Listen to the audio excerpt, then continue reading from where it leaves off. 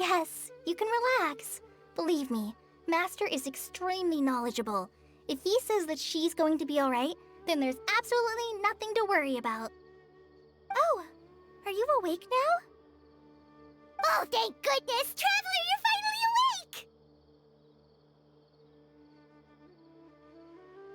Well, we're at...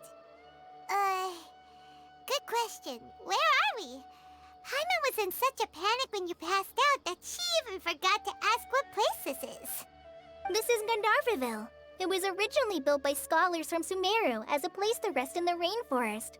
My name is Kale. I'm a trainee forest ranger. My mask... Oh, no things are necessary. I didn't do anything, really. By the way, how are you feeling now? Any discomfort? Oh, that's Master's herbal medicine you're tasting. He gave you some while you were unconscious. Before I forget, Master mentioned you should take more medicine once you wake up.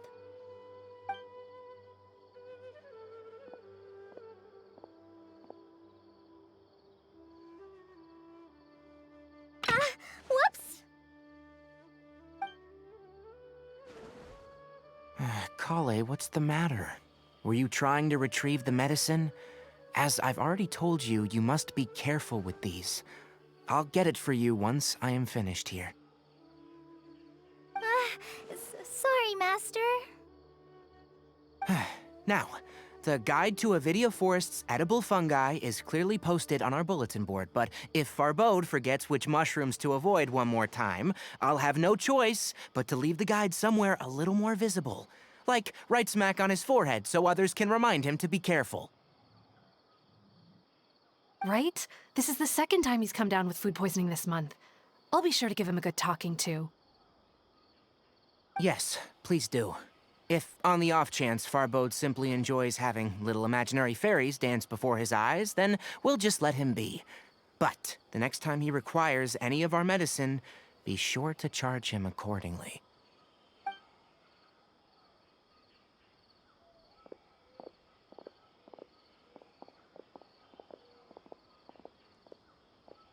So, how are you doing? Feeling better? Oh, this is my master, Forest Watcher Tainari. He is chief officer over all the rangers here in Gandharvaville. I already informed Paimon about the reason you fell unconscious earlier. But now that you're awake, let me explain it for you as well. It is common practice for Sumeru scholars of certain darshans to dedicate themselves to training in meditation in isolated areas, particularly the nearby forests. While meditating, they use a certain incense known as Spirit Borneal to help calm their minds as they enter a state of deep rumination. In hopes of asking directions, you two followed a scholar named Hypatia into her cave. The incense you smelled inside was the Spirit Borneal I just mentioned. That incense typically has no effect on most people, but for a very select few, it can have profound effects on one's cognition, as you experienced firsthand. Does that make sense? Very good. Now, answer me this. Did you feel anything after passing out? Say, any out-of-body experiences, or did you see anything while unconscious?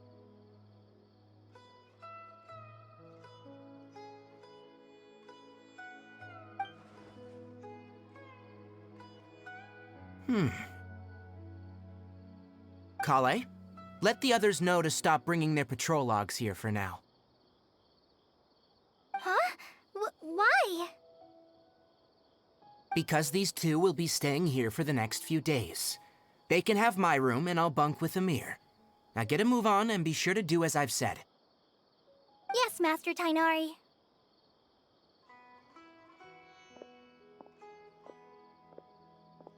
Wait, hold on a second. Can you tell us what's going on? Sure, let me fill you in.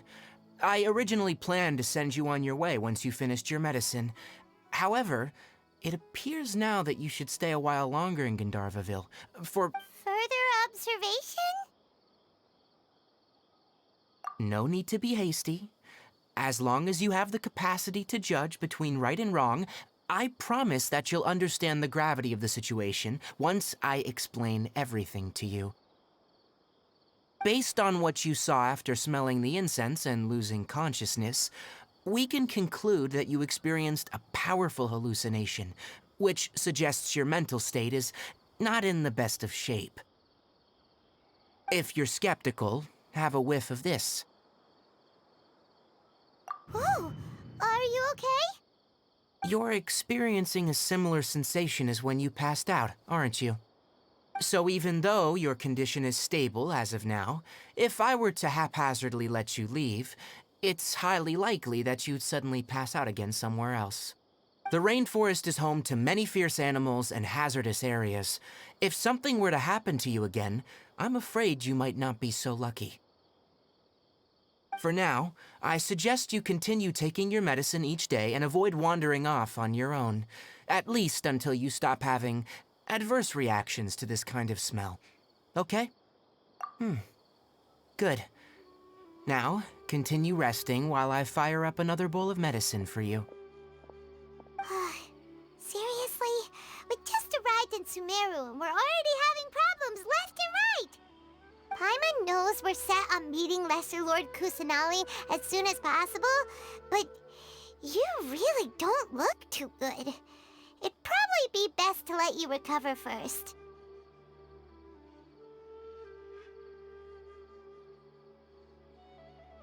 Hey! Are you even listening to Paimon? Paimon's over here worrying about you, you know. What's weird? You mean how you're feeling now? You mean the vision of tree roots and red skies you saw? But if those weren't hallucinations, what could they be?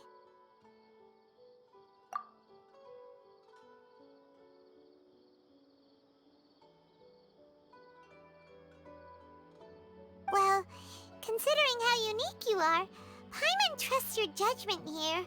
But why didn't you say anything about it to Tainari? If he misjudged your condition, then there's a chance you could get worse, right? Huh?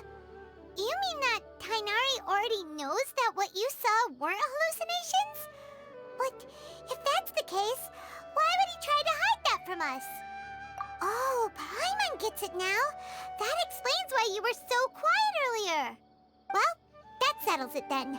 We'll stay here to rest up and figure out what's going on with your hallucinations. But it seems like asking Tainari might not be an option anymore. What do you think we should do? Good idea. Kale's pretty friendly. We can ask her tomorrow about what she knows regarding the Dendro Archon and customs in Sumeru.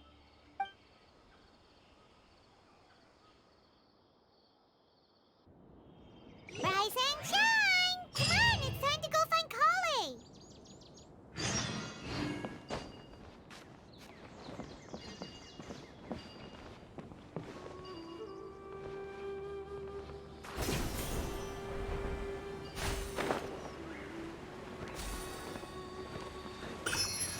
Stay here a while.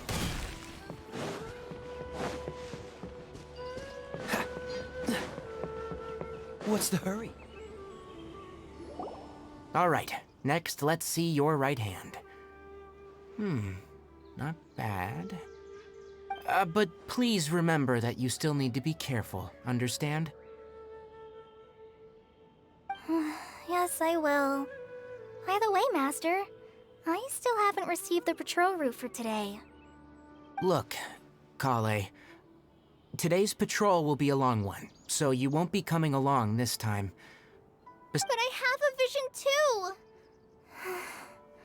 Am I useless to everyone now?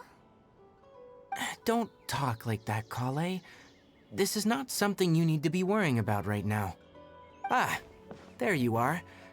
Feeling any better? Yeah, since we'll be staying here for now, we thought we might as well try lending a hand around here. Seems you're not the type to sit back and take it easy for a while, huh? In that case, perhaps Kale could take you two for a patrol south of Gandharvaville for the day. And if you're feeling up to it, you can be responsible for cleaning the Statue of the Seven. Tainari, we're ready to head out. Got it! I'll be right there! All right. We'll be heading into the forest now. I'll leave any further details to Kale. Yes, you can count on me. So, Kale, what exactly are we going to be doing today? Tanari mentioned cleaning the statue just now, but, that doesn't really sound like the job for a ranger. Well, a forest ranger's responsibilities can be pretty diverse. They handle a variety of tasks, like checking the condition of outlying roads, maintaining forest facilities, ensuring fire prevention standards are met, and providing assistance to travelers and locals. As for Master, well, he has to handle more dangerous areas of the rainforest. Today we can perform routine checks on the pathway lamps as we make our way to the Statue of the Seven. Paimon, Traveler, this way! You can leave the task of checking the lamps to me. In the meantime, you two can keep an eye out for anything unusual.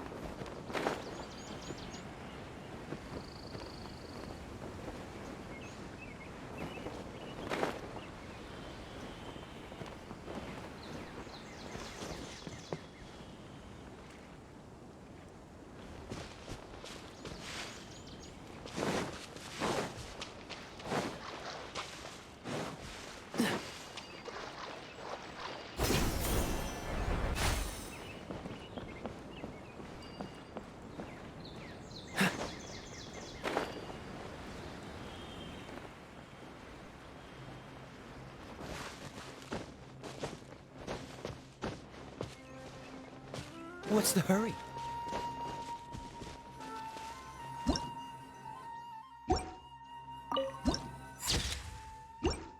Nothing wrong with these two lamps. Let's move to the next ones. Oh, this lamp seems to be getting a little wobbly. No problems with this lamp. Good.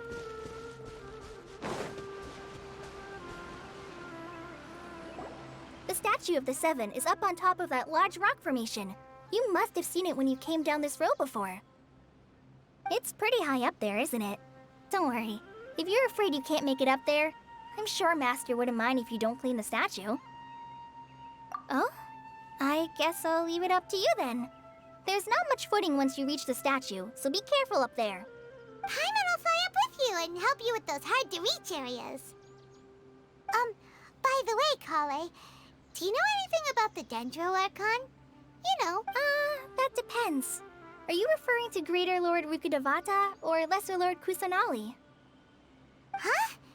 Greater Lord Rukkhadevata? Oh, is that the name of the former Dendro Archon? Uh-huh. Greater Lord Rukkhadevata was Sumeru's first Dendro Archon. She created the rainforest as well as the wall of Samiel around the desert. Her works provided a means of peaceful living for everyone. To the people of Sumeru, she's not only a symbol of wisdom, but also of power and kindness. Unfortunately, she disappeared in a great calamity that occurred a few hundred years ago. According to what Master has told me, the sages later found the newly born Dendro Archon and whisked her back to Sumeru. To celebrate the reinstatement of their lost deity, the sages dubbed her Lesser Lord Kusanali and let her reside in the sanctuary of Siristana. Uh-huh. Then what happened? Well, and then... I'm not too sure what happened, to be honest. Huh? You're not too sure? But aren't you from Sumeru? Yeah, I'm from Sumeru. Maybe it's difficult to discuss this topic with strangers. If that's the case, then don't worry, we understand. No, it's not that. I'm not trying to hide something from you.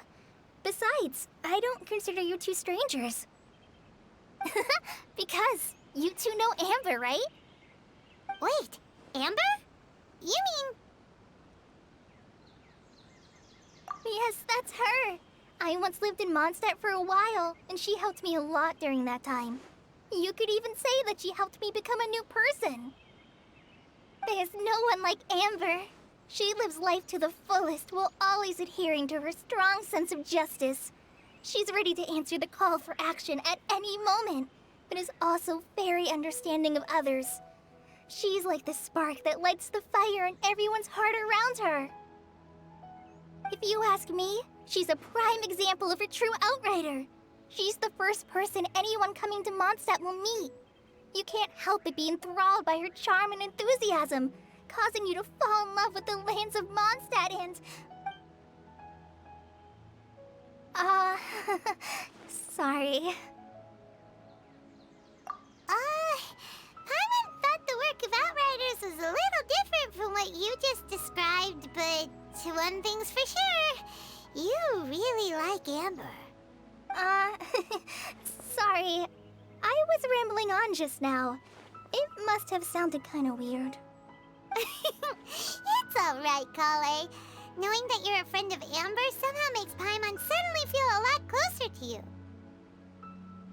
So, how do you know that we've met Amber? Well, after I returned to Sumeru, Amber and I have stayed in touch by writing each other letters. In one letter, she mentioned that Mondstadt was attacked by a fearsome dragon, but the city was saved by a mysterious blonde traveler and their floating companion. I knew you two were the ones she mentioned in the letter the moment I saw you. But, considering everything you've been through that day, I thought it'd be inappropriate to bring it up. Ah, so that's how you knew. Yep, so please know that you two have my complete trust, really. I wish I could tell you more about the Ginger Archon, but I have been away from Sumeru for some time, and I haven't read any books. Sorry. That's alright. You've already helped us a lot. We had never even heard of Greater Lord Rukkhadevata or the Sanctuary of Surasthana until you mentioned them. Oh, I'm happy that was helpful. There is one thing I want to ask, though. Why do you two want to know about the Ginger Archon?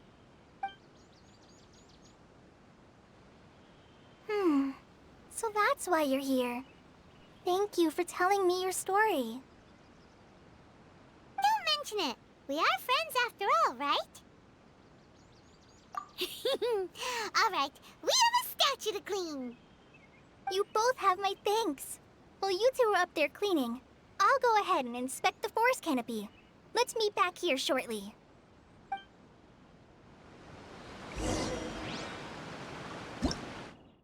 I'm not a very good climber, so I'll go check the facilities up ahead. By the way, once we're done with our work here, would you...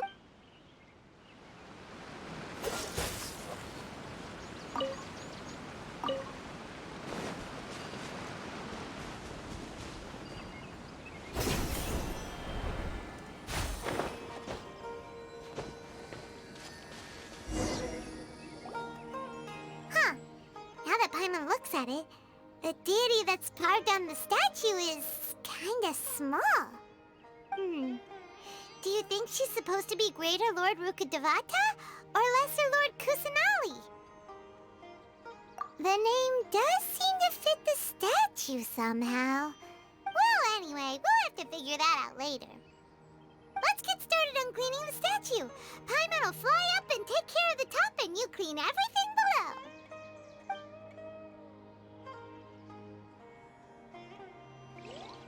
Nice work! That's one clean statue. Let's head down and meet up with Kale.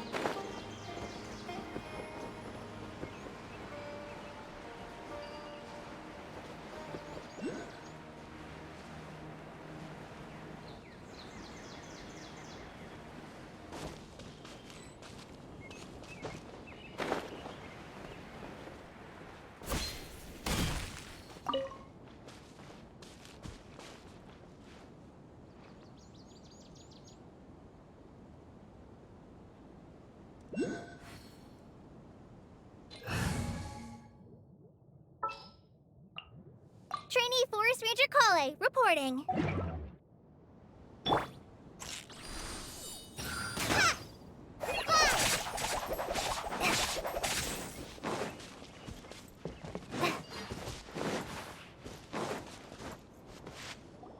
Kale, we're back!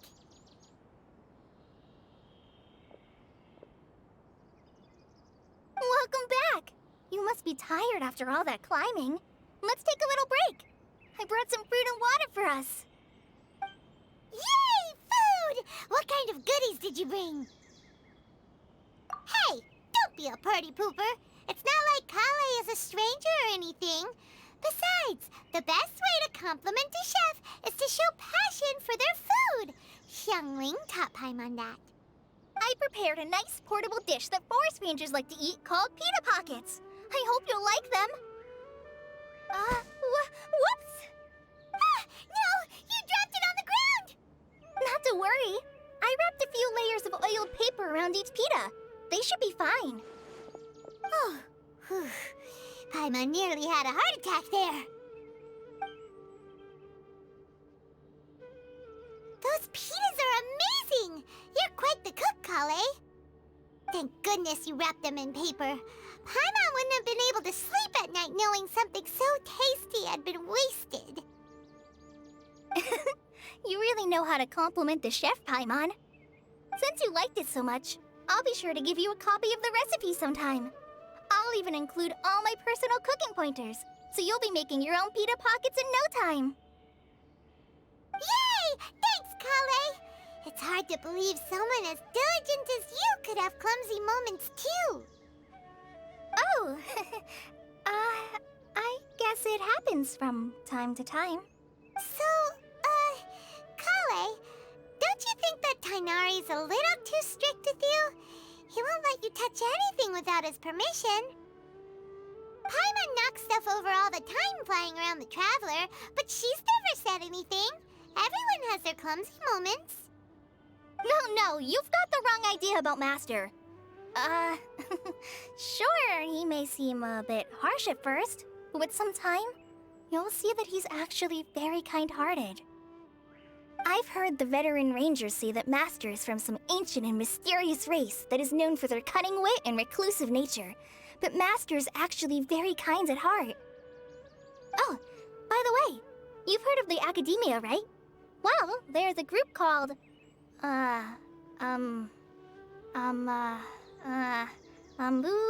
something? Well, anyway, because Master does a lot of research on plants, sages from the Academia have written him many times, inviting him to take up an official position there.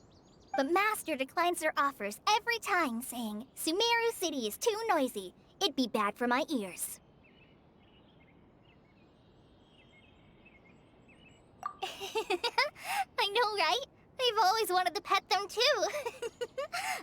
Anyway, Master could have easily left the rainforest to take up a position at the Academia, but he chose to stay here instead as a forest watcher, helping the locals every day and passing on his knowledge to trainees.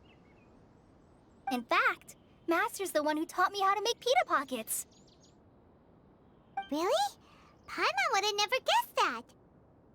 Oh, speaking of Tainari, he was the one who took care of you after finding you passed out yesterday. He even carried you all the way here. Paimon's still kinda upset, though.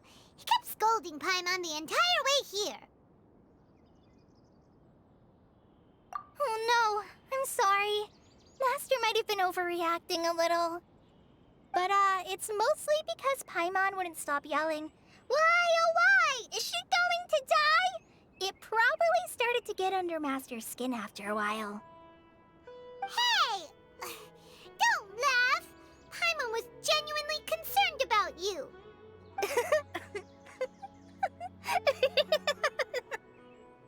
Hey! Now even Kale's starting to laugh. Ugh, that's it! Paimon won't forget this! It's time for some Paimonial wrath! No! Don't touch me!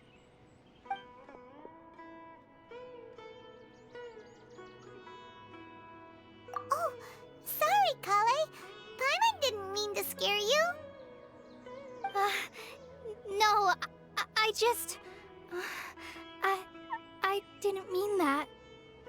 Kale, are you okay? What's the matter? No, I'm fine. I'm sorry.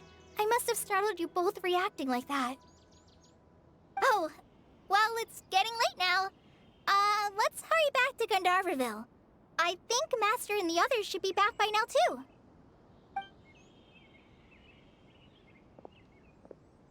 Huh? What was up with Kale just now? And why is she in such a hurry all of a sudden? Look.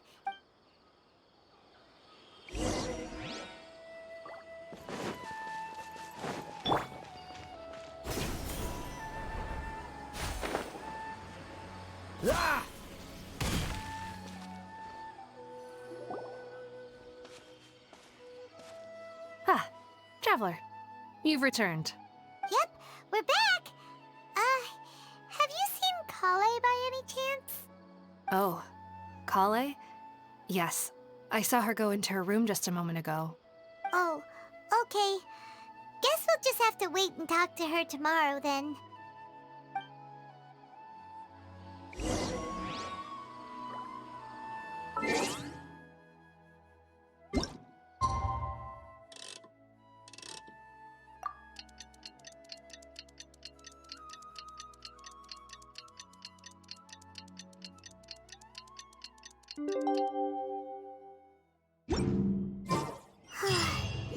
Paimon was thinking all night about what happened with Kale, and still can't figure out what the problem might be.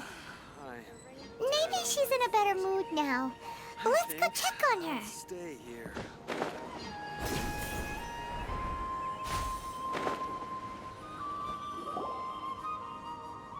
Ah, it's you two. I was just about to go look for you. Huh? Tainari? What are you doing here? Where's Kale? I came to check on Kale's condition. To put it simply, she's not well. You mean she's sick? How could she be... Oh, wait a minute. Could it be because of what Paimon did yesterday? No need to worry. Something as small as you could never harm her. This sickness is something that Kale has been dealing with for some time. Kale has been more excited than usual since you two arrived. A little too much so, to be honest. She hasn't remembered to take care of herself. I suppose it's understandable, though. She hasn't been around anyone she considered a friend for some time now. It must have been refreshing for her to have you two here. So, Tainari, what's really wrong with Kale? Let's take this conversation elsewhere. Kale just fell asleep after taking her medicine. She needs some peace.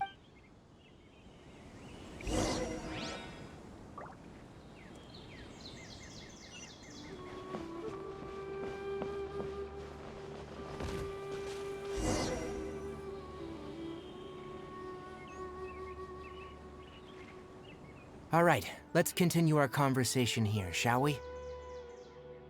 To be honest, I hadn't realized you were that honorary knight from Mondstadt until Kale told me just now. I've also heard all about your deeds in Liyue and Inazuma. So just to clarify, what I'm about to tell you about Kale is not because of who you are or your past feats. Instead, I am going to tell you because... well, because Kale asked me to. And honestly speaking, I was against Kale revealing her past to you. But she insisted, saying you two treated her with sincerity and as a friend. So now she wishes to reciprocate the gesture. So, Tainari, what exactly is wrong with Kale? You said this is something she's been dealing with for some time. Just how serious is it? Right. Ever since she was a child, she's been afflicted with a disease called Elazar. Elazar? Yes. It's a disease unique to the lands of Sumeru. It is characterized by dark and hardened scales that form on the body. At first, the afflicted may only feel mild numbness on affected areas of the skin. However, as the disease progresses, one may begin feeling fatigued and even experience peripheral paresthesia. In its final stages, the disease strips a person of the ability to control their own body, and they effectively become completely immobile. That sounds terrifying. Wait, hold on. So when Kale seemed to be acting a little clumsy earlier, it was because... Correct. That would be the effects of Elazar, which is precisely why I do not want her carrying or holding anything, lest she ends up hurting herself. With appropriate treatment, the disease can be effectively controlled before it progresses to a more serious stage. However, there is unfortunately still no true cure for Elazar. Nevertheless, Kale's mother still hoped that there was something out there. She handed Kale over to an organization known as the Fatui after one of their members lied and said they had a cure. What? The Fatui? Ah, it appears you already are familiar with them. That'll save me some explanation. Anyway, The person who eventually rescued Kale and brought her to me for care said that she had been given to a harbinger known as the Doctor. I have no idea how this doctor managed to do it, but her case of Elazar was completely stable for all the years that Kale was with them. However, Kale's days with the Fatui were anything but pleasant. Kale is a resilient individual and always tries to appear cheerful, but her experience with the Fatui has left deep scars. Even now... Oh, Paimon had no idea Kale's been through so much suffering. Oh, by the way, Paimon, Kale wanted me to tell you that she's sorry for scaring you yesterday. She also wanted both of you to know that she's sorry for hiding her illness. She doesn't need to apologize. None of this is her fault at all. Well said. I hope you'll get a chance to tell her that in person the next time you see her. Kale once thought that it would be impossible for her to have any real friendships. I trust that you two will never let my trainee experience such emotional pain again. Don't worry, Tainari. We'll take good care of her. Well, it's not too serious at this point. She overexerted herself the last couple of days, which is what led her to break down this time. As long as she has taken her medicine and gets plenty of rest, she should get better. Though I must admit that Kale's condition was much more stable when she first arrived here in Gandharvaville. She was interested in the work of the forest rangers the moment she saw us.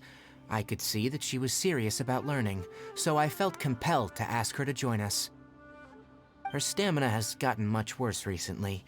Though a moderate amount of physical exercise is always necessary, I'm afraid the long-distance patrols are a little too much for her now.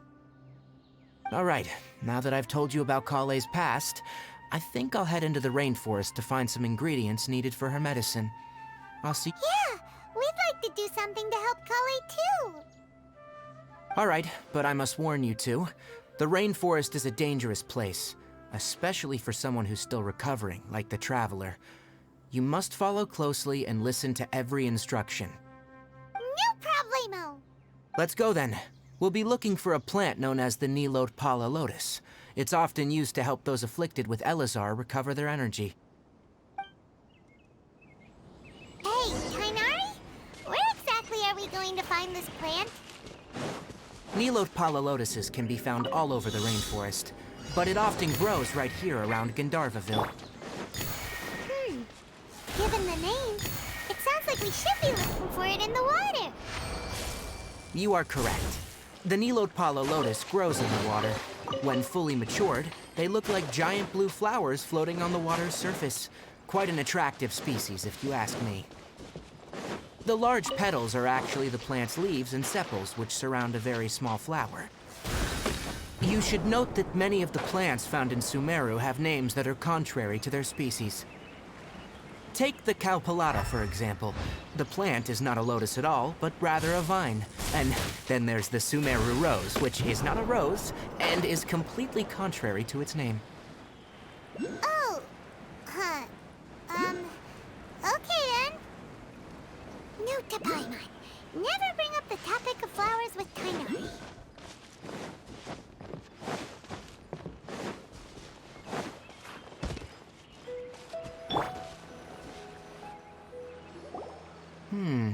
There should be Nilot Pala Lotuses growing somewhere in this area.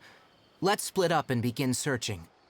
If you could manage to gather 4 of them, that would be sufficient. We'll rendezvous here once you've gathered the needed amount.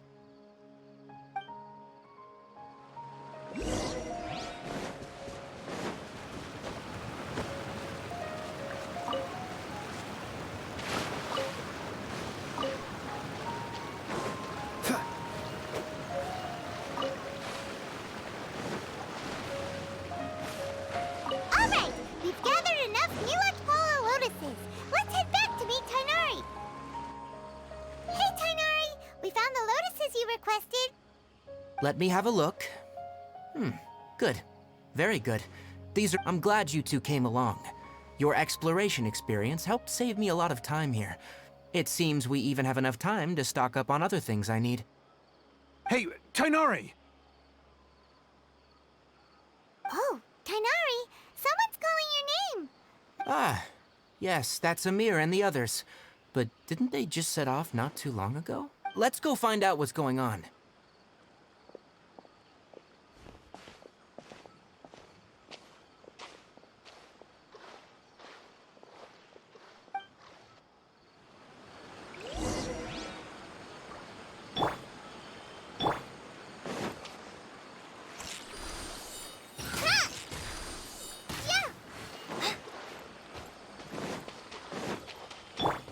Cool it!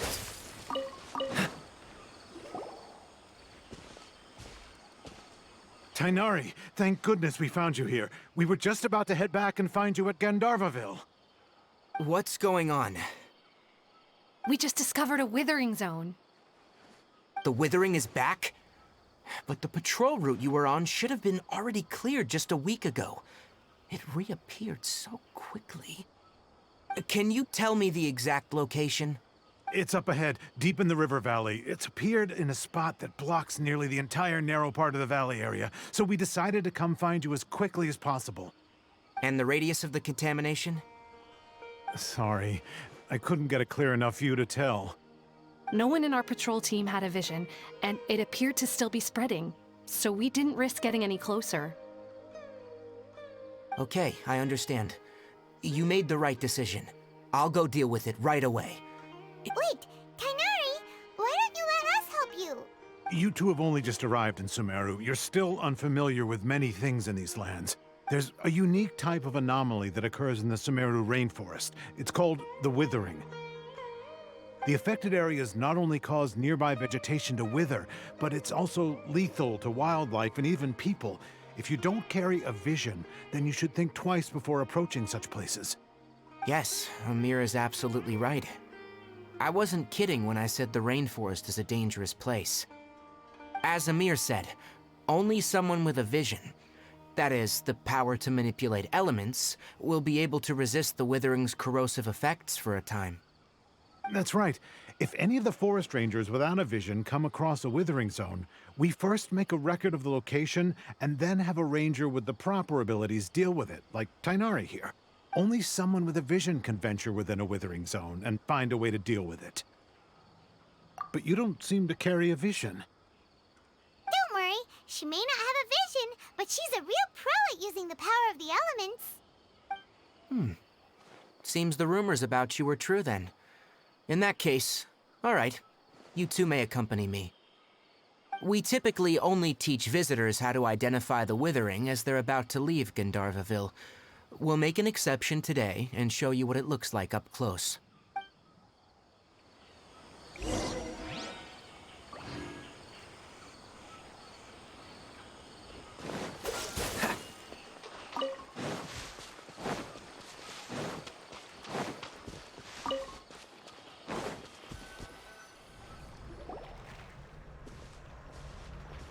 Stop. Don't move any further. Look there. Huh? Where? Oh, look! Those plants have withered! That whole area is kinda gloomy.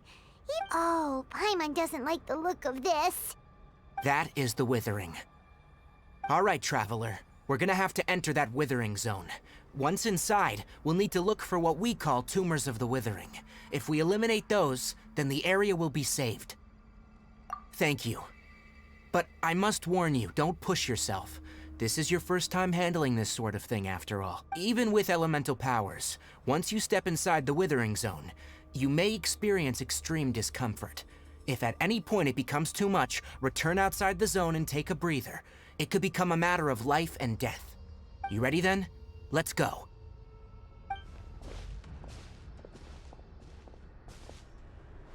First, we must locate any branches sustaining the withering zone.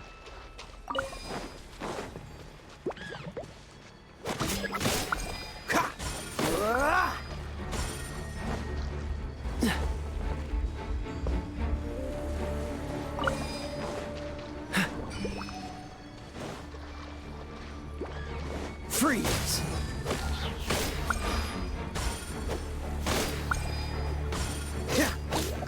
Cool it!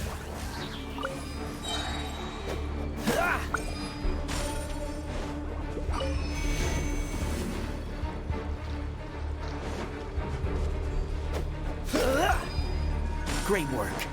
Now that all the branches have been cleared, we'll need to take care of the tumor.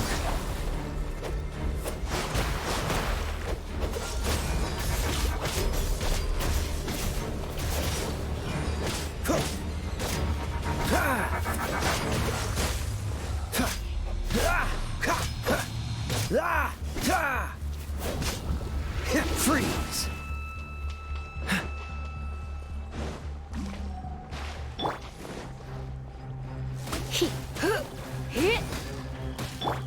Dodge this! What's the hurry? Cool it!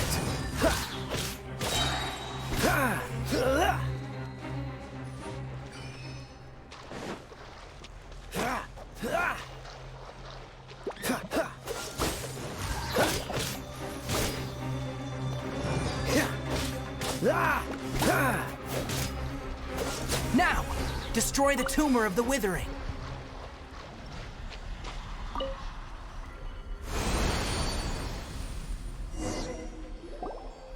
did it! Everything's returning to normal now! Yes.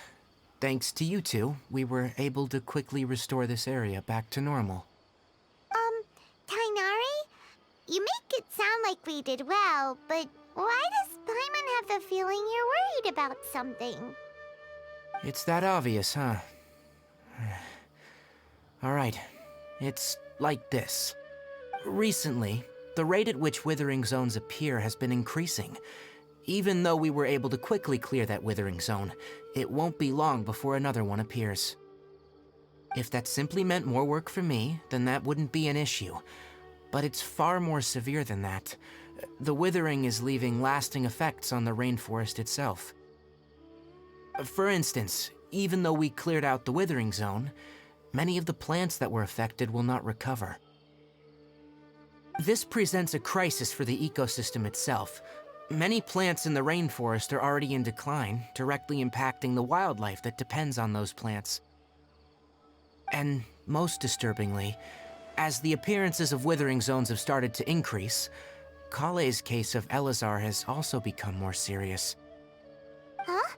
But why's that?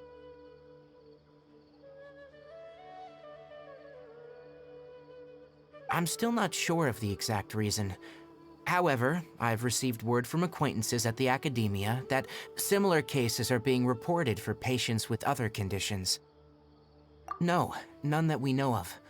The withering has been recorded in Sumeru for millennia. It's said that it originates from the depths of the world. Oh, by the way, have you heard of Irminsul before? Irminsul is a tree located deep beneath the surface. Although it isn't like any tree we know in a biological sense, you can basically think of it as a large tree that grows downwards rather than upwards.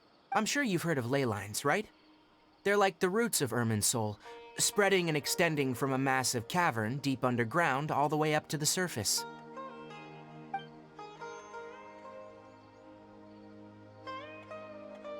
Ley lines continually absorb the memories of this world, which are then funneled into Irminsul, allowing it to collect knowledge and wisdom from ancient times to present day. The Dendro Archon is known as the God of Wisdom because her consciousness is directly connected to it. It is also said that the Dendro Archon's power is a manifestation of Irminsul. And as for the Withering, its emergence is related to a disease that's affecting it. That's right. My ancestors learned of this from Greater Lord Rukkhadevata's familiars a long time ago, but even those mysterious creatures did not know of a cure for Irminsul.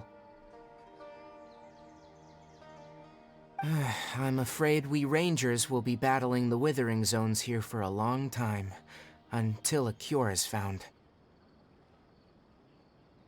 Alright, that's enough on this topic for the time being. Now that we've taken care of things here, it's time for us to head back to Gandharvaville.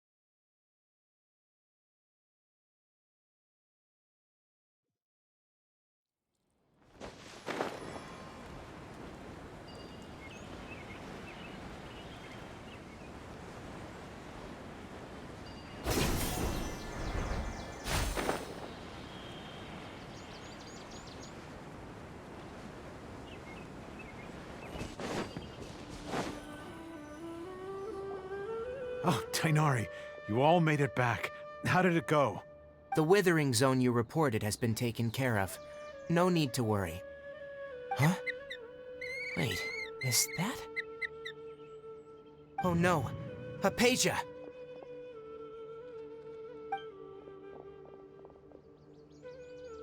Huh? What's wrong, Tainari? This Duskbird is Hypatia's designated courier for urgent news. You do remember her, don't you? She's the scholar you and Paimon were following when you first arrived in Sumeru. Oh, her? How could we forget? Let me see what's written in the letter first. So what's it say? And what's with that weird expression on your face? Just let Paimon read it. Huh? All Paimon sees are 3 squiggly lines. Yes, allow me to explain. After we brought you from Hypatia's cave to Gandharvaville, Hypatia resumed her meditation. She must have just finished. It's been nearly 3 days since she's had anything to eat, and it appears she's forgotten to prepare some rations. This letter is her asking us for help. We need to go. What? You mean she's been sitting there for 3 days? Hey, wait, how did you know all that from just a few lines on the page? Well, obviously because this has happened before. Last time she drew 5 lines, and by the time we found her, well, I'd prefer... Needless to say, Hypatia's been through worse, but we should still get to her as quickly as possible. I've got some emergency rations set aside for times like these. Paimon, Traveler, could you two bring these to her? Wait, you want us to bring her the rations? But will the Traveler be okay if her cave is still filled with that funny incense? Let's find out.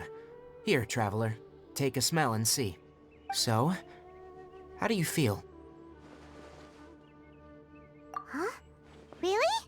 You're not feeling even a little drowsy? But wait, how'd you know that she'd be okay this time, Tainari? Back when we were clearing the Withering Zone, I observed that she could adeptly manipulate the Dendro element. I knew then that she would be fine. And if I may ask, when I was telling you two about Irminsol's ley lines, was what I described similar at all to what you saw when you were unconscious? That's correct. Those weren't hallucinations at all, though I don't intend to apologize for deceiving you. Because what you saw is of significant importance. Not just for the nation of Sumeru. My forefathers were shown much favor by Greater Lord Rukkhadevata. We took an oath to protect this nation together with her. Now that that duty has fallen to me, it was a part of my responsibilities to ascertain whether you could... Now, after seeing you in action with my own eyes, you have earned my confidence, and I no longer feel the need to hide any secrets from you. When you passed out, your consciousness had connected directly with Irminsul. What you witnessed were actually real memories contained within Irminsul itself. I could try to tell you more, but it would be better if you went to ask Hypatia instead. Her focus on meditation and use of Spirit Borneal are aimed at establishing a connection with Irminsul, just as you did.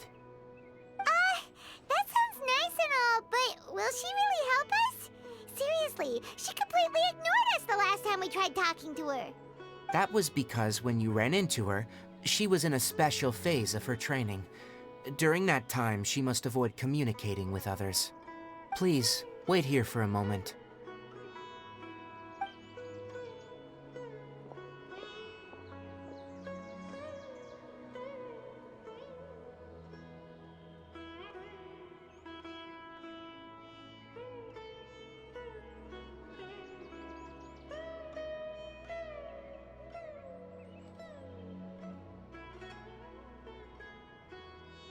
Here, take these.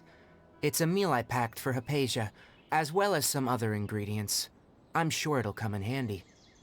Also, here's a letter that I would like you to give to her. Just show it to her, and she'll answer any questions you may have. No, I should be the one thanking you. You've both been a great help these last few days.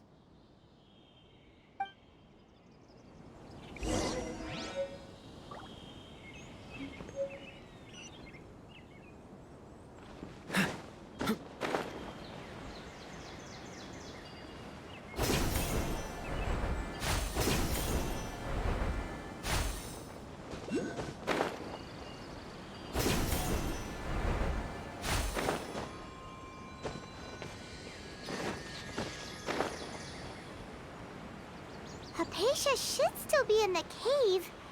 Let's go inside and see how she's doing.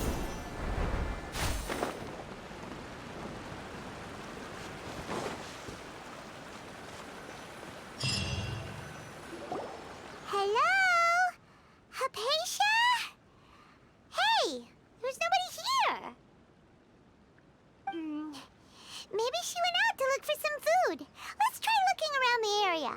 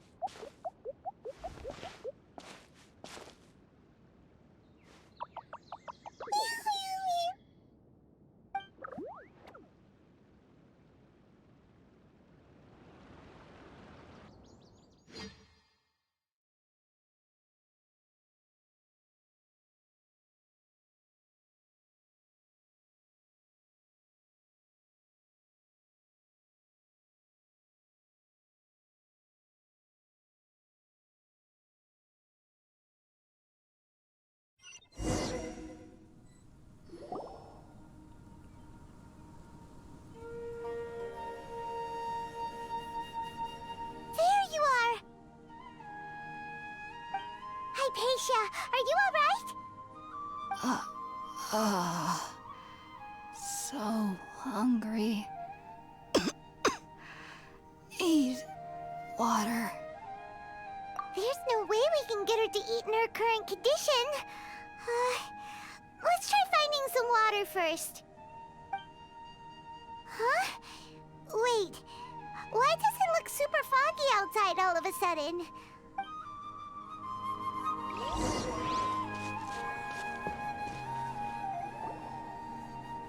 Huh?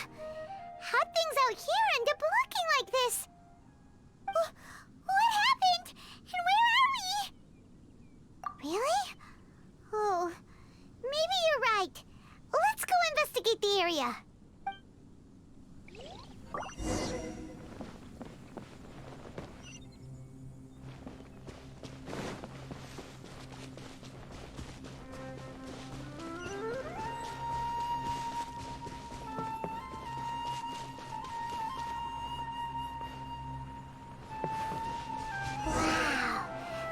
This is huge!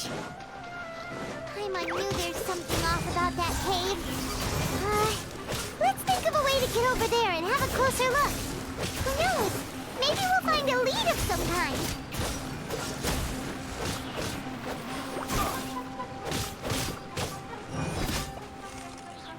Cool it! Yeah. Ah! Ah! Ah! Ah! Ah!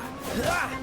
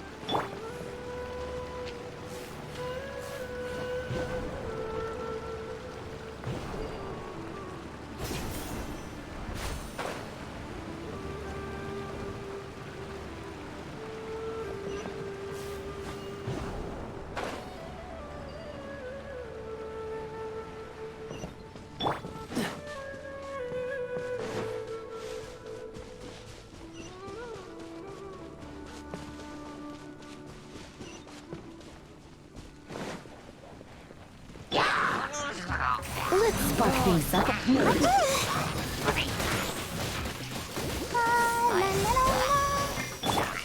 Freeze! Oh, so sorry.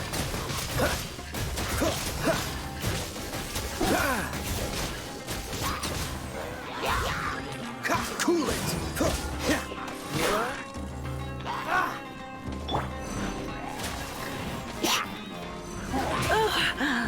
My.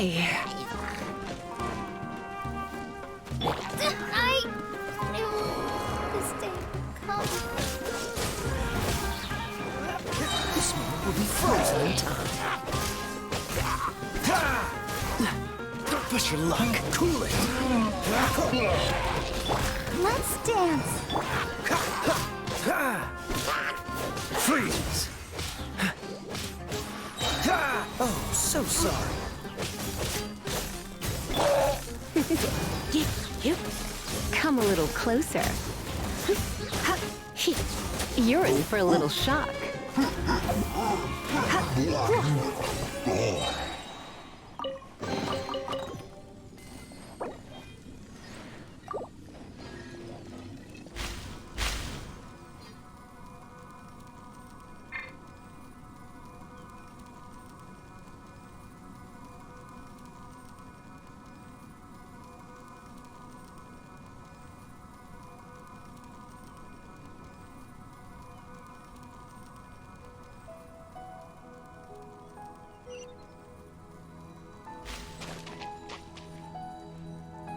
I'll protect us.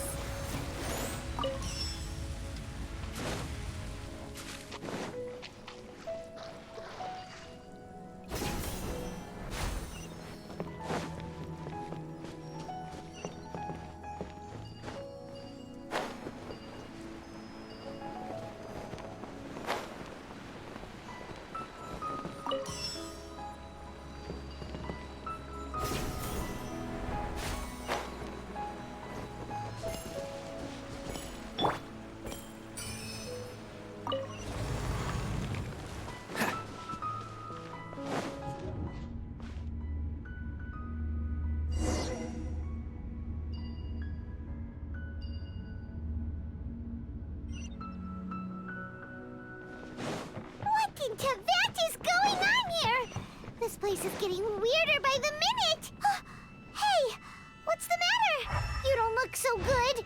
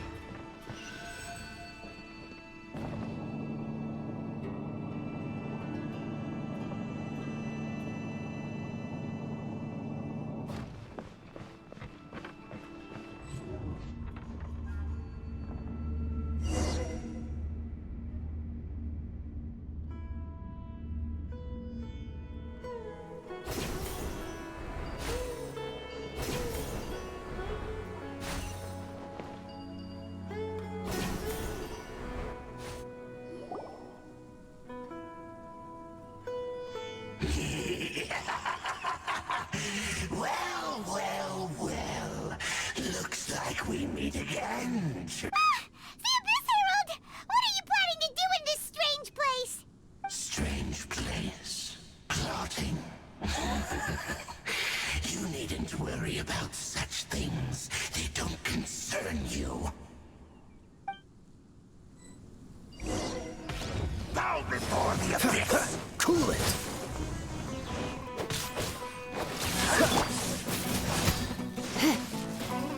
Try not to enjoy this too much. Let the show begin. Don't push your luck. Dodge this. Ah! Ha! Ha! Ha! Cool it. Ha! Ah! Ha! Ha! Freeze. This moment will be frozen in time. Ha! Ah! Ah! Ha! Ha! Ah! Ha! Ha! What's the hurry? Cool it! Is futile. The end is nigh. Dodge this! Oh, so sorry. Huh?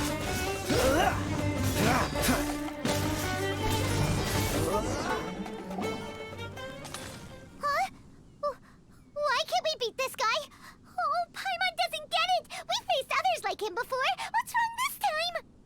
Traveler, though you may have managed to avert countless crises before, your good fortune was bound to end sooner or later. It's time you realize how weak and powerless you really are. Your brother. Oh, pitiful traveler. Are you really so ignorant? Or are you just living in complete denial? His Highness has long since forsaken you. Your meager existence in his eyes is that of an annoying bug. Whom the bonds of love and family which drive you to find your sibling are utterly gone. But don't you fret now. Today will be your last. Now die!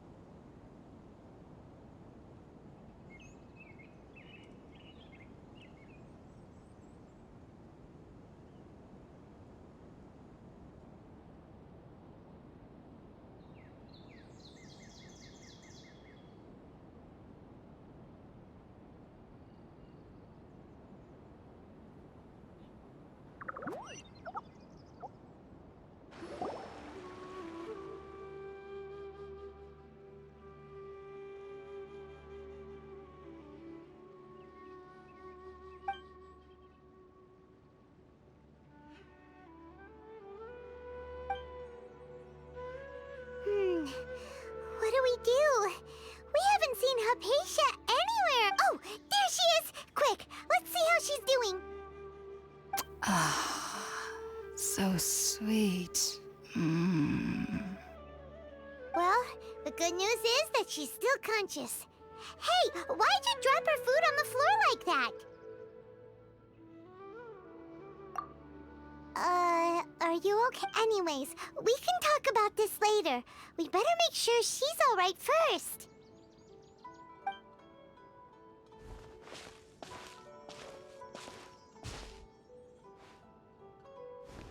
Whoa, wait a sec. Look at all this fruit lying around her. We can put that to good use.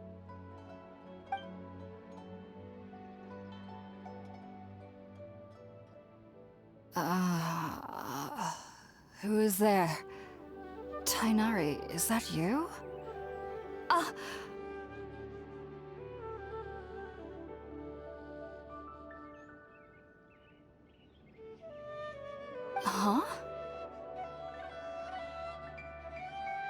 It's okay. You can relax, Hypatia. Tainari sent us here to bring you some food and water. Here, we have a letter that he asked us to give you.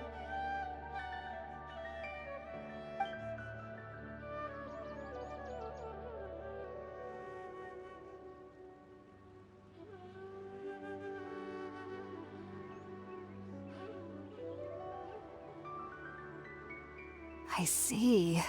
So, you're friends of Tainari. I apologize for all the trouble I've caused you. I'm grateful that you came so quickly to save me. You even brought all this fruit. Well, actually, we didn't bring the fruit. It was already here when we arrived. We were kind of wondering about that, actually. When we found you here, there was all this fruit lying around and even some juice dripping from your lips. How did you end up like this anyway? Oh, really? I seem to understand now. All the fruit was likely from my, neighbor. Must have come by and saw me like this. Your neighbor? You mean there's someone else living nearby?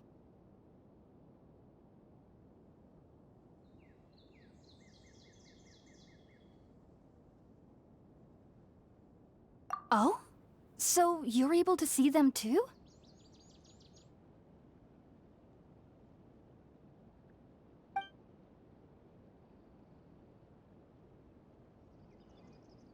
Wait, hold on a second, Traveler.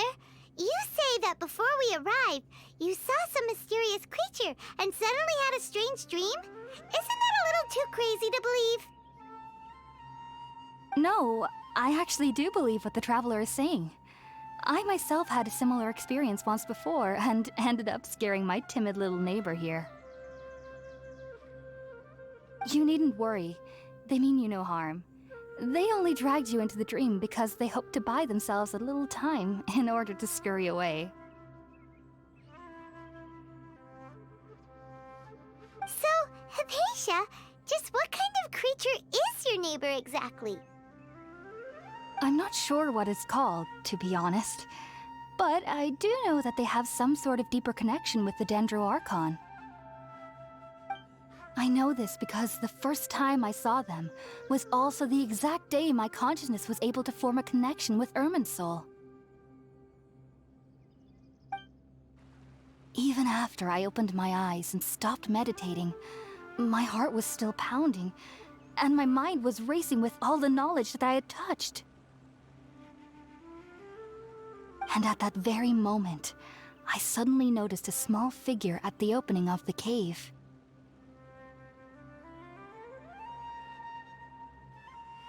In my curiosity, I began to walk over to the creature. They must have already been used to me living in the cave, because they didn't seem to mind me approaching them. They just kept doing whatever they were up to. It wasn't until I crouched down next to them that they suddenly realized that I could see them. Oh, and then? And then I had a dream. By the time I came to, they were nowhere to be seen. I was convinced they'd never show up again. But sure enough, I saw them nearby a few days later. And they weren't alone. I feel like they aren't as afraid of me as the first time I approached them. But I never would have expected them to save me. Yes, no doubt about that. By the way, Tighnari mentioned in his letter that you had questions for me regarding Irminsul.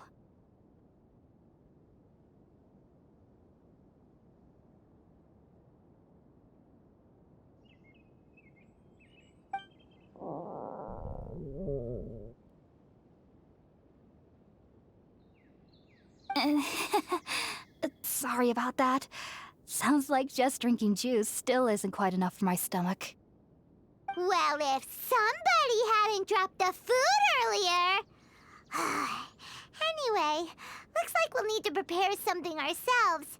Besides, Paimon's Alright, we're up, Traveler. Today's menu will feature sweet madame and a radish veggie soup. You'll love them, Hypatia. They're our specialties after all. Sounds good. I've never tried any dishes from other nations before. I certainly look forward to it. It's been so long since I've had a decent meal, too. To be honest, the last time had to be when Tighnari came to visit.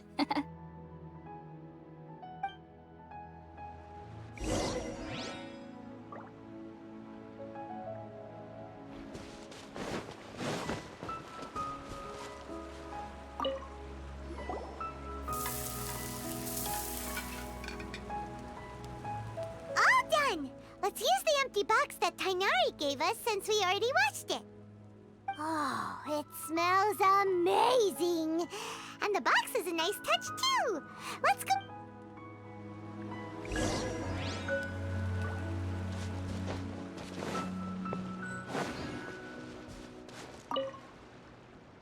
Are you already finished cooking? Smells delectable. I'm truly thankful whenever I can enjoy a proper meal like this. Cooking...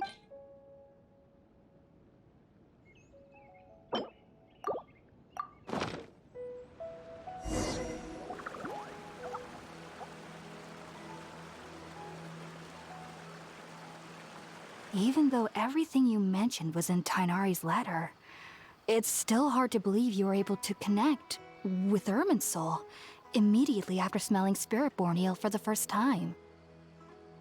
It took me nearly 3 years before I could do so, and everyone at the Academia even lauded me as a genius.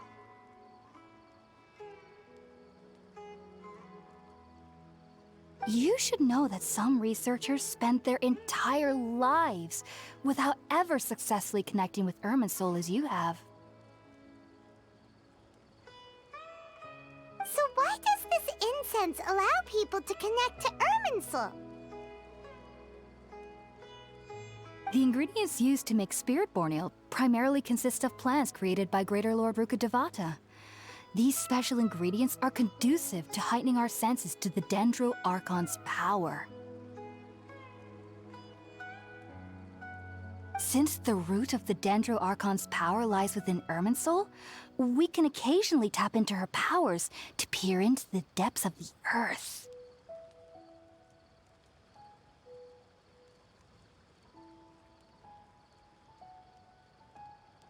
Naturally, anyone who can establish a connection with Irminsul in their first ever attempt must be a person of great understanding. Makes sense. But Paimon's got a question. Why was she sensitive to the smell of those plants for such a long time? That was primarily due to her body's unique constitution. Stimulated by the incense, she could perceive the Dendro Archon's power and experience the sensory overload, hence the adverse reactions. Taking in any scent similar to the ingredients of Spiritborn ale would cause adverse effects. Not to worry, though. It appears you've already fully recovered. Technically, your body should still be sensitive to the powers of the Dendro Archon, but unless you're using intentional meditation techniques, the scent of Spiritborn ale should no longer trigger such reactions. Whew. Well, that's a relief. I must admit, I am quite envious of your abilities. Even if it meant suffering from pounding headaches for the rest of my life, I'd consider it worthwhile so long as I could connect with Irminsul at will. Whoa. You're really serious about this whole thing, aren't you? I am a researcher after all. As a member of the Ritaoist Darshan at the Academia, my main area of research is the stars and their connection to the fate of living beings. But there is still so much we don't know, especially regarding the mysteries that lie in the starry skies. Which is why I must turn to the all-knowing Irminsul for answers. If only my perception wasn't so limited. Unfortunately, I cannot guarantee that my every attempt to attune with Irminsul will be successful, or that doing so will leave my consciousness intact. I am currently in the stage of training known as Satyavada life. Many researchers in Sumeru have lost their minds while seeking to attune with Irminsul during this stage. Sages have said that Irminsul contains divine knowledge, and touching such knowledge without the proper preparations and abilities will only lead to one's mind caving in on itself. That's why we meditate alone. We need to ensure that our minds will be calm while minimizing the possibility of involving anyone else. Whoa. So knowledge from Irminsul could be super dangerous. Don't you ever feel afraid of the risk, Hypatia? Of course I do. Especially during nights that are pitch black with no moonlight, and dead silent without even the sound of insects. However, I've been feeling better as of late. I don't get as scared anymore knowing that I have a little neighbor living nearby. I believe that being able to see them is a sort of blessing from the Dendro Archon. But what's strangest of all is that they're clearly an envoy of the God of Wisdom herself. And they have the curious power to make people dream. What's so strange about that? It doesn't sound so out of place for a divine being, does it? Well, it's strange because nearly nobody in Sumeru can ever dream. Oh, is that true? Yes, well, to an extent. Only children can dream in Sumeru. The sages say that wisdom implies rationality, but that which occurs in dreams is often neither rational nor logical. Yes, if one struggles with anxieties, those emotions could influence their dreams. The fact that the people of Sumeru do not have dreams is seen as a blessing by the sages. They believe that Greater Lord Rukkhadevata, the God of Wisdom, is keeping us away from the foolish delusions you encounter in your sleep. I was born into a family of scholars in Sumeru City. Ever since I was a child, my parents would always tell me that I'll know I've grown up once I stop dreaming. I studied hard, enrolled as a student in the academia, and went on to become a researcher. But then, on the day I scared the little Aranara, I suddenly saw a dream again. It was incredible. Though I don't exactly remember what I saw, I clearly recall the feeling. I suddenly felt back then. I was foolish and ignorant as any youth would be, but I was free of fear. Maybe dreaming isn't as bad as we've made it out to be. Just be sure not to speak of this if you travel to Sumeru City. They'll look at you as if you've lost your mind. So, do you have any thoughts about the things she saw when she connected with Irminsul? Sorry. I'm afraid I don't have any answers as of now. All I can say is that what you saw is a memory contained within Irminsul itself. World forget me.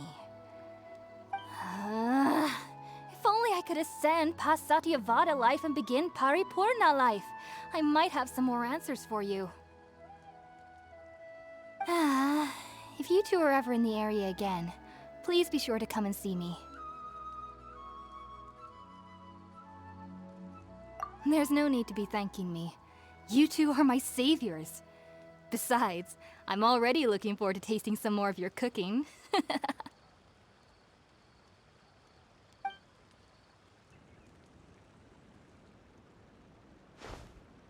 Now that we know Hypatia is alright and had the chance to ask her some questions, Paimon thinks it's about time to head back to Gandharvaville.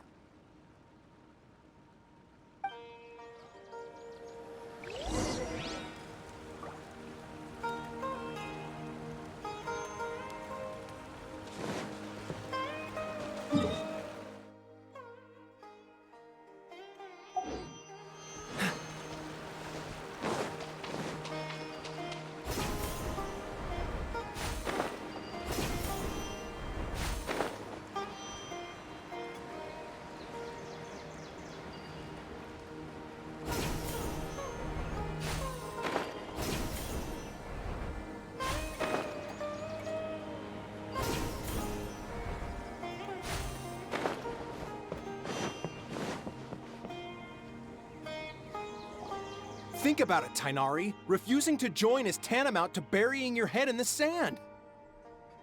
I understand that you're a forest watcher and that it's your duty to combat the effects of withering zones, but isn't it evident that such work is not a lasting solution to the problem? As Sage Kage clearly stated, your presence and guidance in Sumeru City is pivotal in finding a cure for Irminsul. How could you— Keep your emotions in check, Gulam. Let's at least listen to Tainari's reason for declining. We're here to invite him to the Academia, not to cause a scene. Sage Kage, I am truly honored that you came here in person, but I'm afraid I must still decline your invitation. I am merely a forest watcher. How could the great minds of the Haravatat have any need of someone like me? Well, it turns out that your refusal letter had some implications on your master's reputation. He is a renowned sage of the Immorta. I see. Well, I figured that given his temper, he would come here and berate me personally. Tighnari, your master is an integral part of this effort, and now he requires your assistance. And what exactly does my master need of me, Sage Kage? You'll know once you've arrived in Sumeru City, that is. And, how long will I be required to stay? There's no definite answer as of now. Do you mean to tell me that, despite coming all the way here to Gandharvaville, you still can't answer the questions If that's the case, then I'm afraid I cannot give you a definite answer either. Tighnari, but you... So be it. Come, Gulam, we're leaving.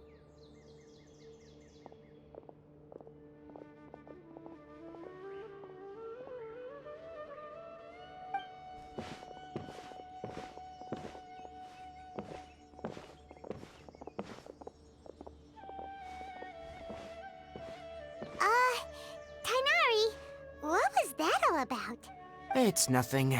Some people from the academia wanted me to go to Sumeru City to assist them with a project, but I had to refuse on account of all my responsibilities here. But all that can wait. How did things go with Hypatia? It was quite the eventful trip, but the main thing is that she's safe and sound. She answered a bunch of questions for us, too. Very good.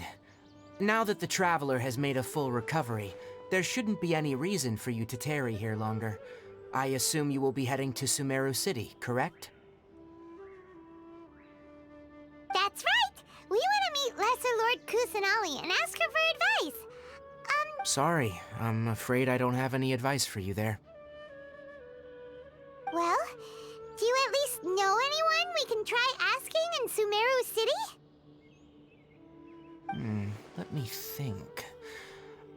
My trips to Sumeru City have been fairly short, and most of my acquaintances are researchers.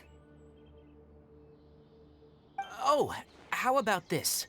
I'll write you a letter of introduction that you can give to a researcher I know. He's from the Amorta Darshan and is adept at gathering information. Asking him might prove worthwhile. Also, when you enter Sumeru City, you'll probably end up receiving something like this item here. I'm not sure if it will ever come in handy for you, but maybe you can give it a try. Oh? What is it? It's called an Akasha Terminal. It's a tool produced by the Academia that utilizes the legacy of Greater Lord. Needless to say, this device and its usage fall under the Academia's expertise, so I'll leave it to them to show you how to use it. Great! Next up, Sumeru City! But wait, before that, that's right! Tighnari, we have something important to say to Kale before we leave. Is she Yes, she's doing much better. After being confined to her bed all this time, I thought a little walk would do her some good. Last I saw her, she was taking the path towards the North Crossing. She knew you two would be leaving soon, so she must have wanted to see you off. Thanks, Tighnari. All right, let's go! Farewell, and good luck to you both.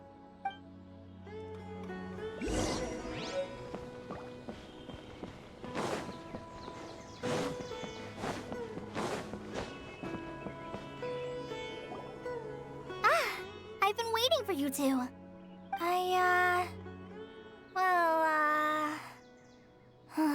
Never mind.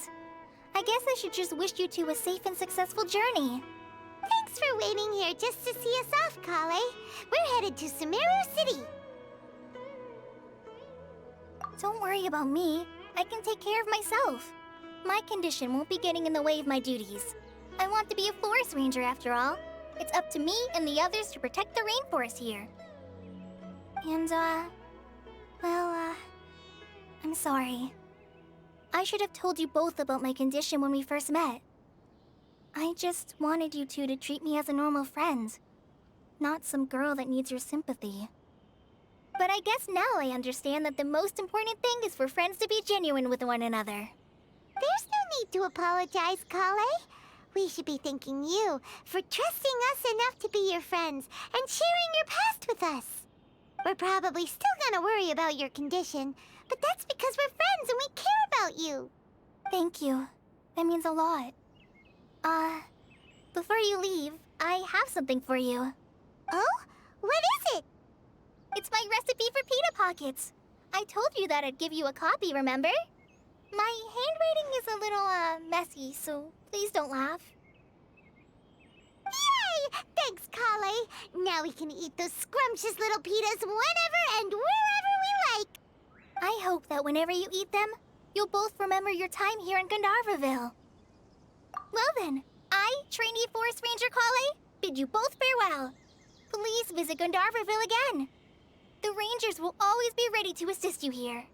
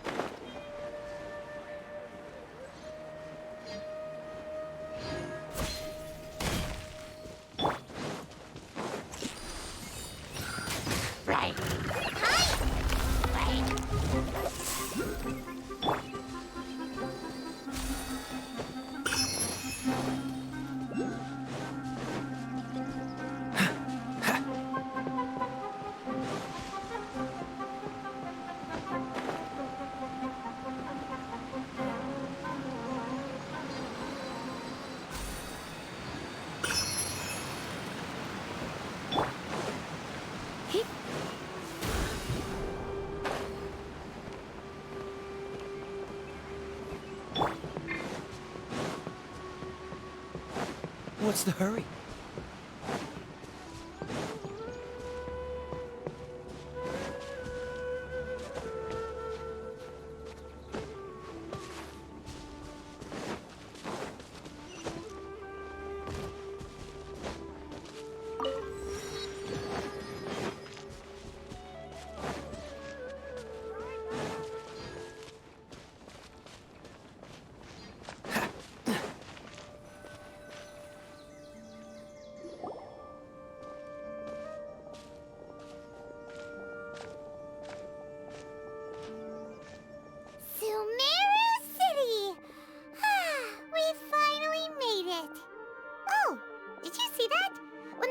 entered the city, something on their heads lit up.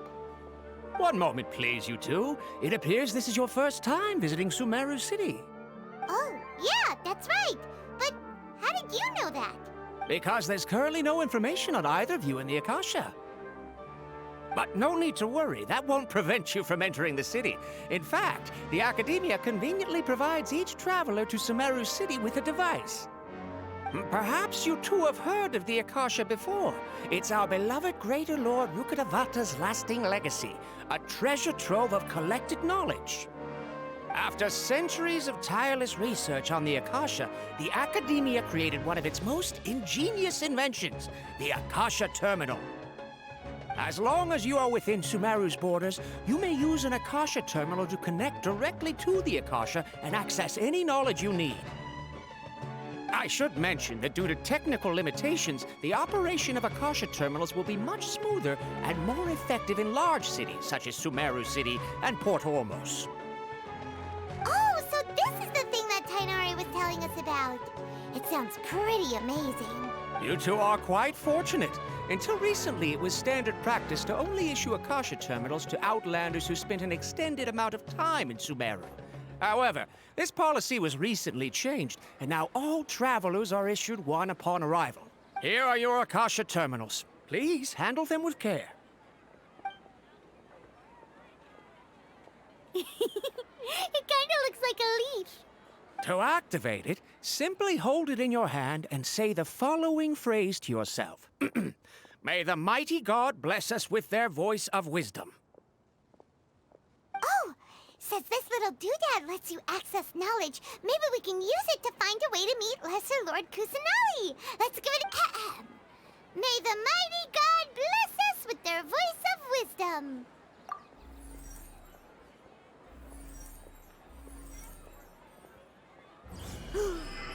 Whoa! Just now, something clicked, and Paimon suddenly knew how to use this thing.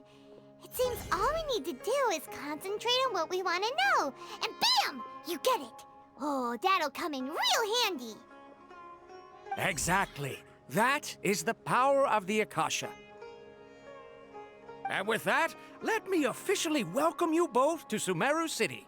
May the wisdom of the Dendro Archon always be your guide. Okay, now that we're in, we can check the Akasha about Lesser Lord Kusanali. Let Paimon try. 500 years ago, the sages found a newly born deity from within some scorched ruins. The deity now resides in the sanctuary of Suristana. Okay, next, let's concentrate on asking how to meet her. Oh, come on! Ugh. Focusing on this question feels like when you have something you're trying to remember and it's on the tip of your tongue, but you just can't think of it. Ugh, Paimon's brain is exhausted. Oh, smart idea. But what are you going to ask it?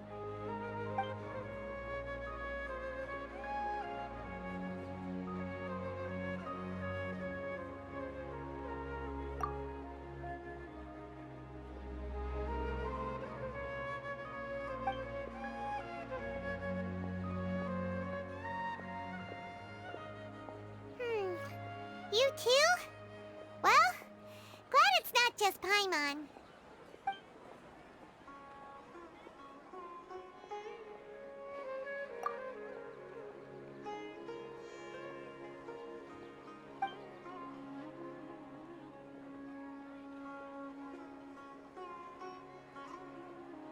Huh. Could it be because we're Outlanders and we've only just arrived in Sumeru?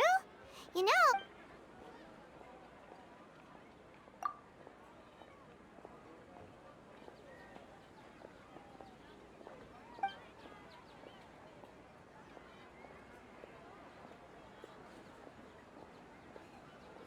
Uh-oh. Paimon's getting all teary-eyed all of a sudden. It feels like the people of Sumeru really miss their Archon. Well, seems no matter which way we try, we can't find anything that'll lead us to Lesser Lord Kusanali. He's from Sumeru and even has a position in the Academia. Maybe he'll be able to access more info from the Akasha. Let's see. Tainari wrote an address on the letter's envelope. Oh, it's not far from the city's gate. Let's head over and have a look. Hopefully he's at home. Hello, are you Rohawi? Yes, that's me. Can I help you? Great! You see, Tainari sent us here and... What? Tainari? Please, there's no need to say anything, really. Sure, I admit that the article I published last month wasn't my best work, and maybe the data didn't produce the most convincing results, but... Here! This is a letter from Tainari! Oh, let me see... Oh! Ooh, what a relief. You two nearly scared the life out of me. So, seems even Tainari acknowledges my innate ability for procuring information. So, what is it you two would like to know? We want to meet with Lesser Lord Kusanali. Do you know a way we can do that? You mean you want to meet the Dendro Archon herself? This isn't exactly my area of expertise, but let me see what I can find in the Akasha.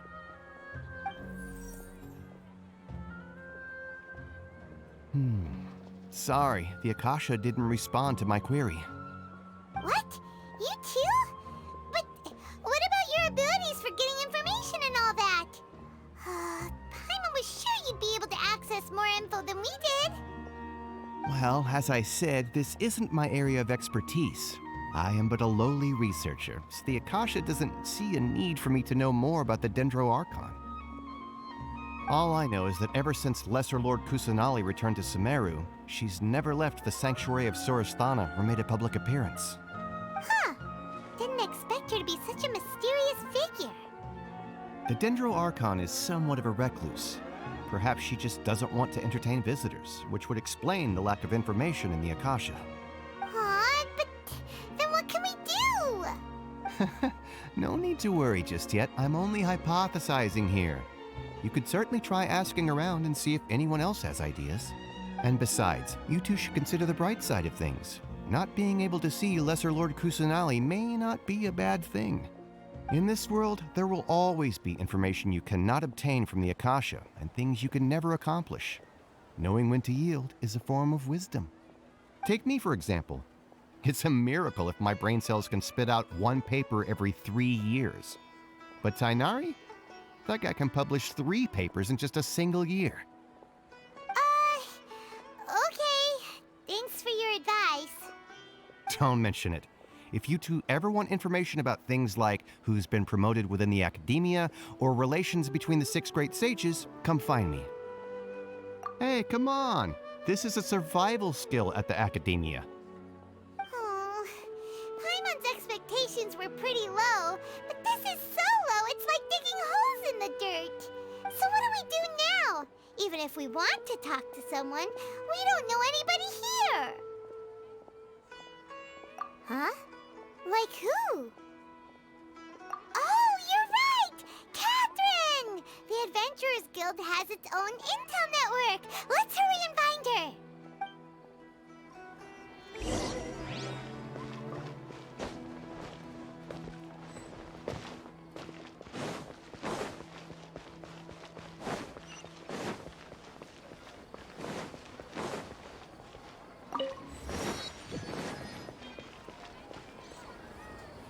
Ad Astra Abyssosk. Hello, Traveler and Paimon. Catherine, we need your help with something. Understood. The Adventurers Guild is always ready to serve you. With what do you require assistance? We want to meet with Lesser Lord Kusanali. Do you know a way we can do that? You two wish to meet with Sumeru's Archon. Understood.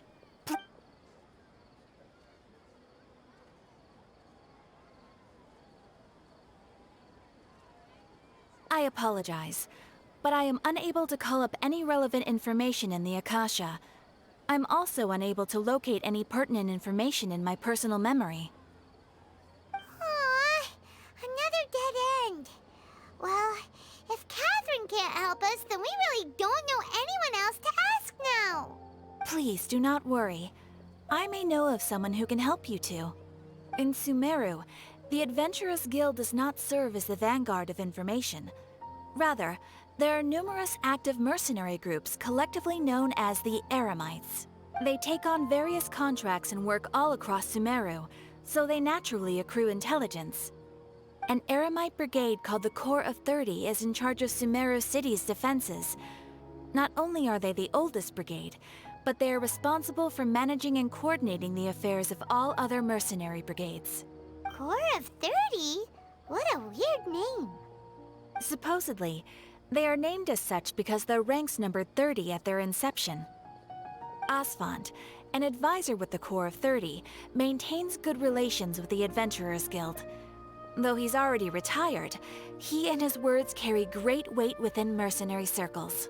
If you'd like to get in contact with him, you can find him at the Corps of 30's headquarters, the Citadel of Rexar. You're welcome. I wish you two the best of luck. We look forward to your exploits in Sumeru. All right, off to the Citadel of Rexar we go!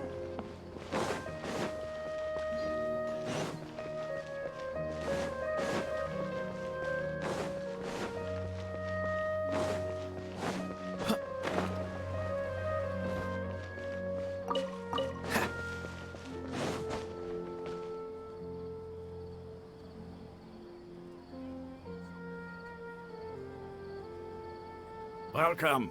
The Adventurers Guild told me to expect you two.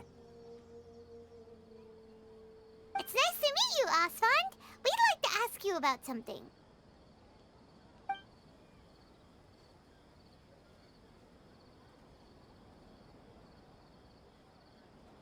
I see. So, Catherine's the one who sent you this way. Ha! It's true that the Eremites' network is vast, but even I can't help you meet the Dendro Archon. Wait, seriously? That's it? Afraid so. The Eremites aren't terribly religious, so we don't know much about divinities. As far as the Akasha goes, we can access even less than you. We originally came from the desert.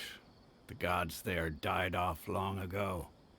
Since those days, we've used our own two hands to carve out a living. It isn't just us, though. If you ask me, I think most in Sumeru aren't interested in Lesser Lord Kusanali. Oh? Why's that? Just take the Academia, for example. They're the ones who truly rule Sumeru. Although they believe in gods, most of them only care for the late Greater Lord Rukkhadevata. In their eyes, she was the one who founded Sumeru and gifted us with the Akasha. Lesser Lord Kusanali just happened to inherit her legacy. Because of the Academia's influence, most citizens are more familiar with Greater Lord Rukkhadevata and hold her in greater esteem. Not to mention that Lesser Lord Kusanali never makes an appearance, and the Academia never announces anything about her. As far as the people of Sumeru are concerned, she's just a god that exists. And that's all. Really? Aw. After hearing all of that, Paimon sort of feels bad for Lesser Lord Kusanali.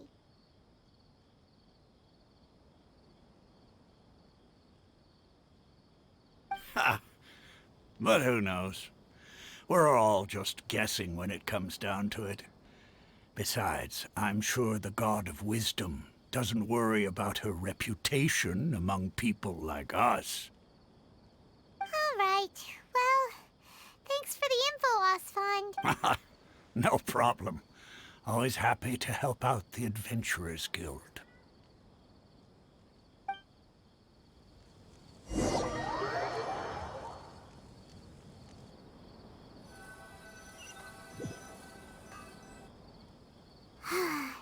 Seems Osfond was right about most people's attitudes here.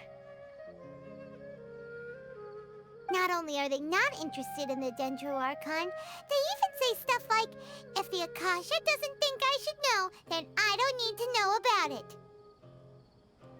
We've been asking for information non-stop ever since we got to Sumeru. But the harder we try, the more helpless everything seems. Isn't there at least one person in this entire city who cares about Lesser Lord Kusanali? Oh, you two are interested in Lesser Lord Kusanali? Huh? Who are you? From the sound of it, you two are Outlanders who recently arrived here. You've been asking around for information on Lesser Lord Kusanali, right? Oh, I'm sorry. I forgot to introduce myself. I'm Dunyarzad, one of Lesser Lord Kusanali's faithful followers. Whoa, really? Then do you know how we can meet with her? I'm afraid I can't help you with that. But your conversation earlier did happen to remind me of a legend about the Dendro Archon.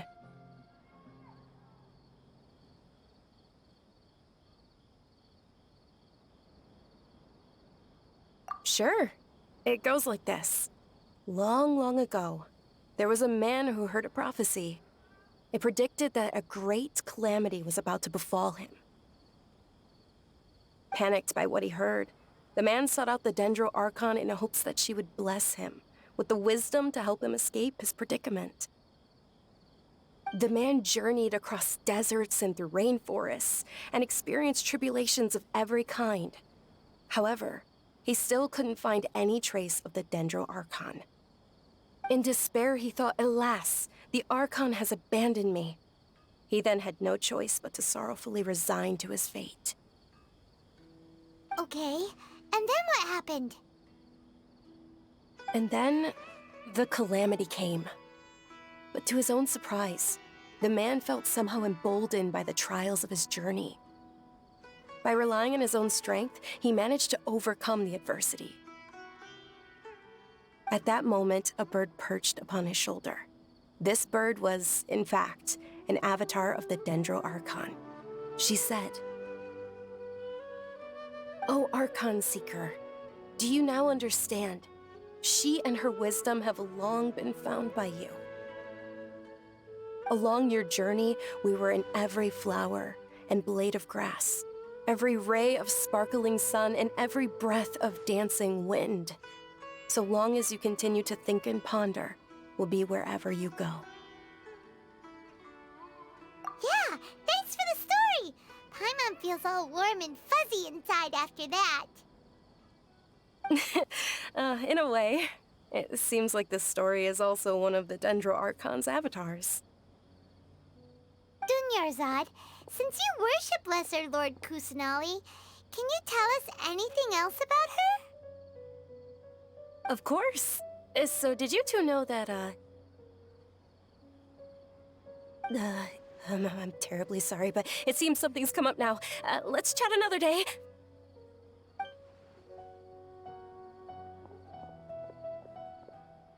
Hey, wait! What the heck just happened?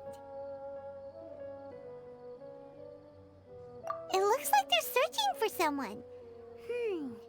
Dunyarzad was acting super nervous just now. You think they're looking for her? This stinks! We finally managed to find a lead about Lesser Lord Kusanali! We can't let them get in the way now! Let's see if we can get rid of them. Then we can catch up with Dunyarzad! Hey, have you two seen a brown-haired girl wearing a purple top and a long blue dress?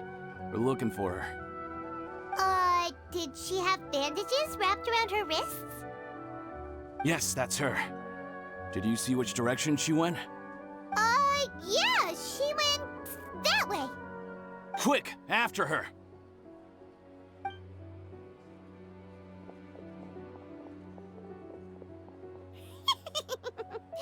That should keep him busy for a while. Let's hurry and find Dunyarzad!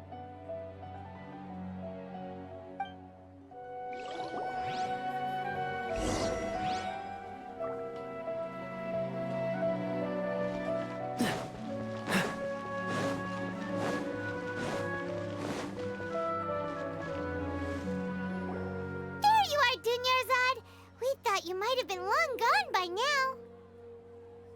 Oh, it's you two. Oh, you startled me there. You can relax now. We threw those people looking for you off the trail. Really? Thank you so much. Unfortunately, I believe there's still more of them out there looking for me. Uh-oh, looks like there are some coming this way. Huh? More of them? Then what are we standing here for? Run! No, wait, my body isn't in the best shape. It's difficult for me to run. Okay, sounds good. There's a tavern on the other side of the port we can go to. They probably wouldn't expect me to hide in a place like that. All right, let's move out. Stay behind us. We'll keep an eye out for anyone looking for you.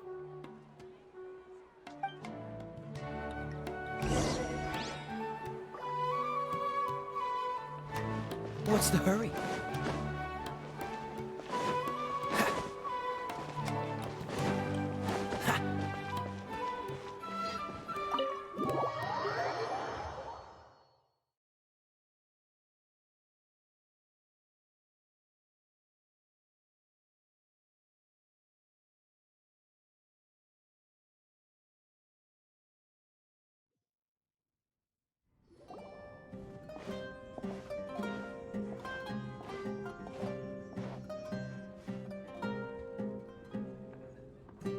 We made it. Oh, they shouldn't be able to find us now. Wait! Stand down, Dia!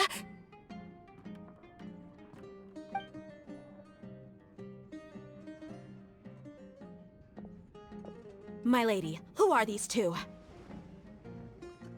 They're travelers that I met on the street just a moment ago.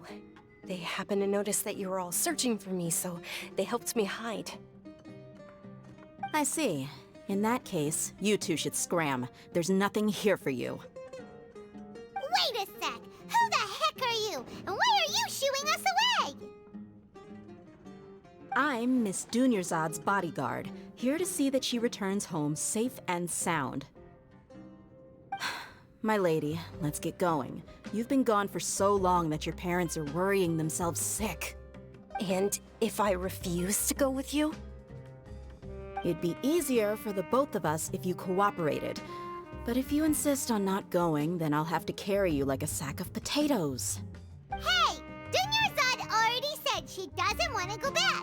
What? Stay out of this. You don't understand the situation.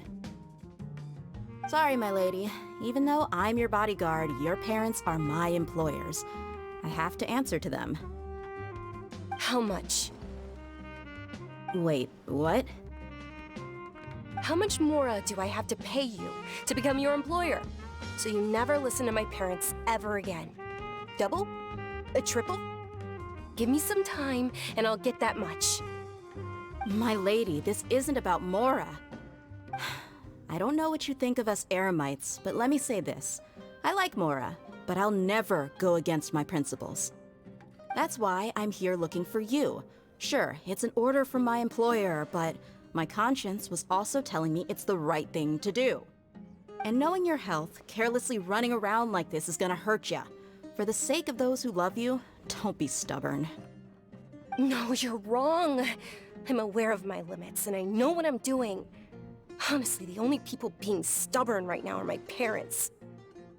And they know perfectly well that it makes no difference if I'm at home or not. They still won't accept reality. And every time I bring this up, they just change the subject. Dia, you've been living with us a long time already. This should... Dia, I know it hasn't been easy for Mother and Father, and I'm grateful for everything they've done for me. But there's someone else in this world I'm also grateful to. Because she saved me. The love I have for her is the same I have for my parents. This is my life and my last chance. So I want to do something meaningful.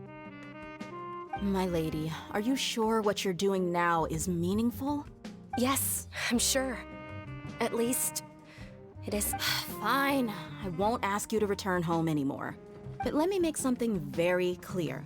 I'm only doing this because I respect your determination, not because I agree with you. Thank you, Dia.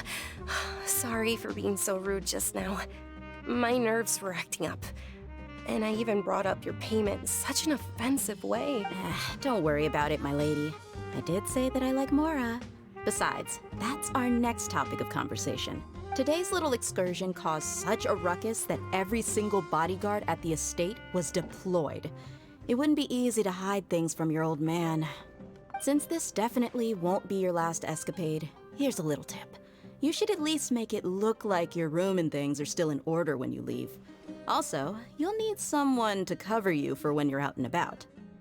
So, I'll let you hire me, my lady. This way, everyone wins. As for the pay, let's say half of what your father pays me. We can settle the bill when we return to the estate. Okay, deal.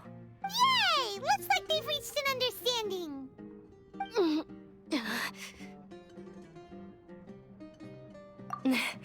I'm fine, really. I just feel a little tired now that things have calmed. My lady, stop trying to look tough. We're already in a tavern, so let's rest up and grab some grub. I'm sorry for worrying you two. If you don't mind, I'd like for you to join us. Sure! After you rest up, we want to hear more about Lesser Lord Kusanali.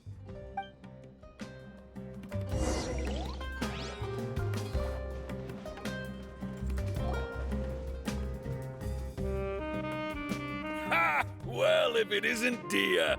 Haven't seen you in nearly half a year. Word on the street is that you're a bodyguard for the Homayani family now. Ha! Don't you find that kind of work boring? Nah, you get used to it. How about a menu over here? You got it, huh? Isn't this little Miss Homayani herself? We don't get to serve personages like you very often. We'll be— Thank you, sir, but there's no need. I don't have a lot of mora on me, and I really ought to save as much as I can.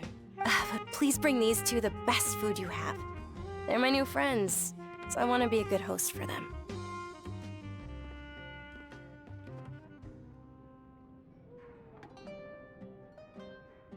Wait, we're paying for ourselves now? Aw, Paimon kinda wanted to try something fancy, but we aren't exactly loaded. Guess— How about our charcoal-baked Agelena cakes? They're our signature snack, and they run cheap. Look, other customers over there are eating some now. they look kind of burnt and dry. Paimon will pass. What do you have against my slime dishes?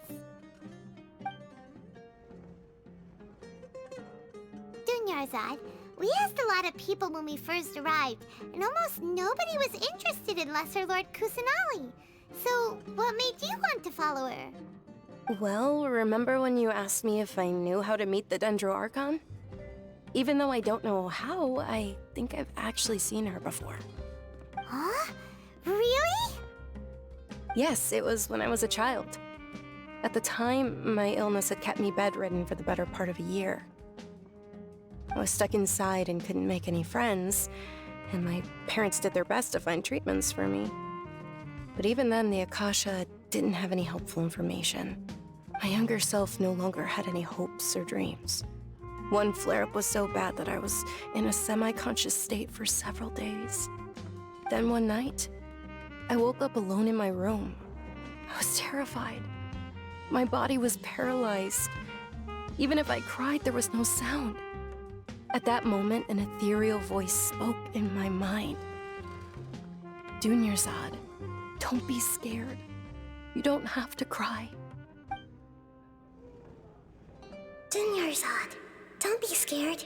You don't have to cry. Who are you? How do you know my name? How do I explain this? You might not be able to understand, but— Really? Of course. I know that you're scared of thunder, that you hate taking medicine every morning, and that you love counting the petals on your mom's skirt. Wow, you really do know everything. Dunyarzad, is there anything you want? Want? Not really. I can't go anywhere or do anything. Huh? But aren't you a child? All children have wishes. Tell me what you want, and maybe I can make it happen. But can you make my illness go away? Oh. I'm sorry. But I'm not powerful enough to do that right now. Then, can you be my friend? After that, the voice said, "Okay, I'll be your friend."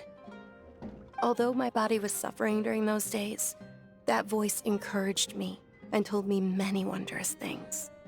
Beyond my window was the flourishing Sumeru city. Beyond the city was a lush rainforest.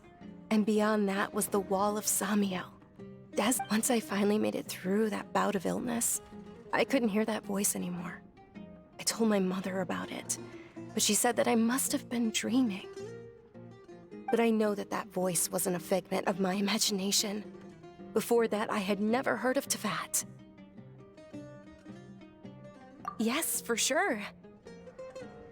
If it weren't for that voice, I would have never grown curious about the outside world, nor would I have learned how to read and enjoy so many books. That voice sparked a desire for wisdom. It had to have been the Dendro Archon. I've been hoping for a chance to repay her kindness. In fact, I was running around today to help prepare the Sub-Zerus festival for her. What's the Sub-Zerus festival? It's Lesser Lord Kusanali's birthday, which was the day that she was found by the sages. It's actually an old holiday that originally celebrated Greater Lord Rukkhadevata's birthday. When she passed away, the holiday eventually became a celebration of the Lesser Lord's birthday. I heard everyone was overjoyed when they welcomed her back to Sumeru. In those days, the festival was a huge deal. But because of the Academia's influence, people have gradually lost interest in the festival. The Academia actively participates in Sumeru's many holidays dedicated to Greater Lord Rukkhadevata. But when it comes to the Sub-Zerus festival, forget any funding. They practically act like it doesn't exist. Maybe they see Lesser Lord Kusanali's birth as confirmation of Greater Lord Rukkhadevata's death, so they're reluctant to celebrate it. Aw, but that's awful. It is. It's absolutely terrible. Sure, the Greater Lord founded Sumeru, but hasn't Lesser Lord Kusanali been the one quietly protecting us for the past few hundred years? Just remember that we're still out in public. Don't get too carried away now. I know that people over by the Grand Bazaar still hold the Sub-Zerus festival to this day, but I hadn't met any of them before, so I was never able to contribute. But recently, I made a friend there I gave her my savings because I want her to throw a wonderful festival this year. That's the least I could do for Lesser Lord Kusanali. Hold on, my lady. Does this friend happen to be Nilou, the one who sends flowers to the estate? Yes, that's her. I saw her leaving the other day with a nervous look on her face. It seemed like she was hiding something in her arms. Did you give her something? Yes. Initially, I didn't have much more prepared, so I had Nilou sell one of my skirts. I've agreed with Nilou to meet up at the Grand Bazaar today, and see how things are coming along.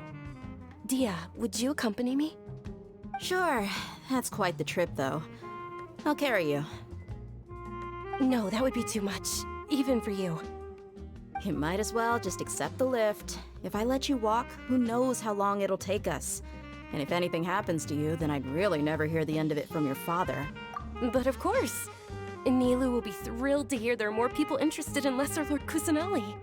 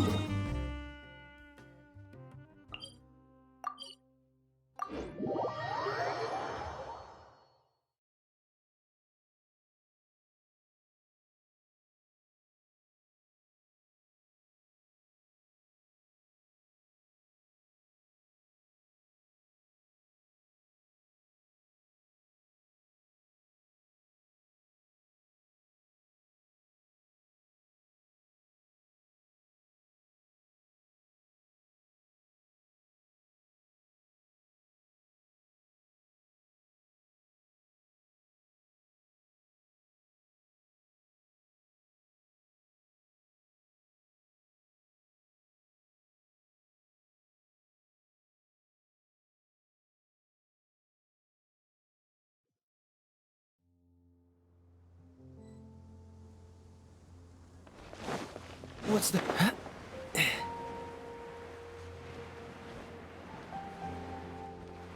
Ah!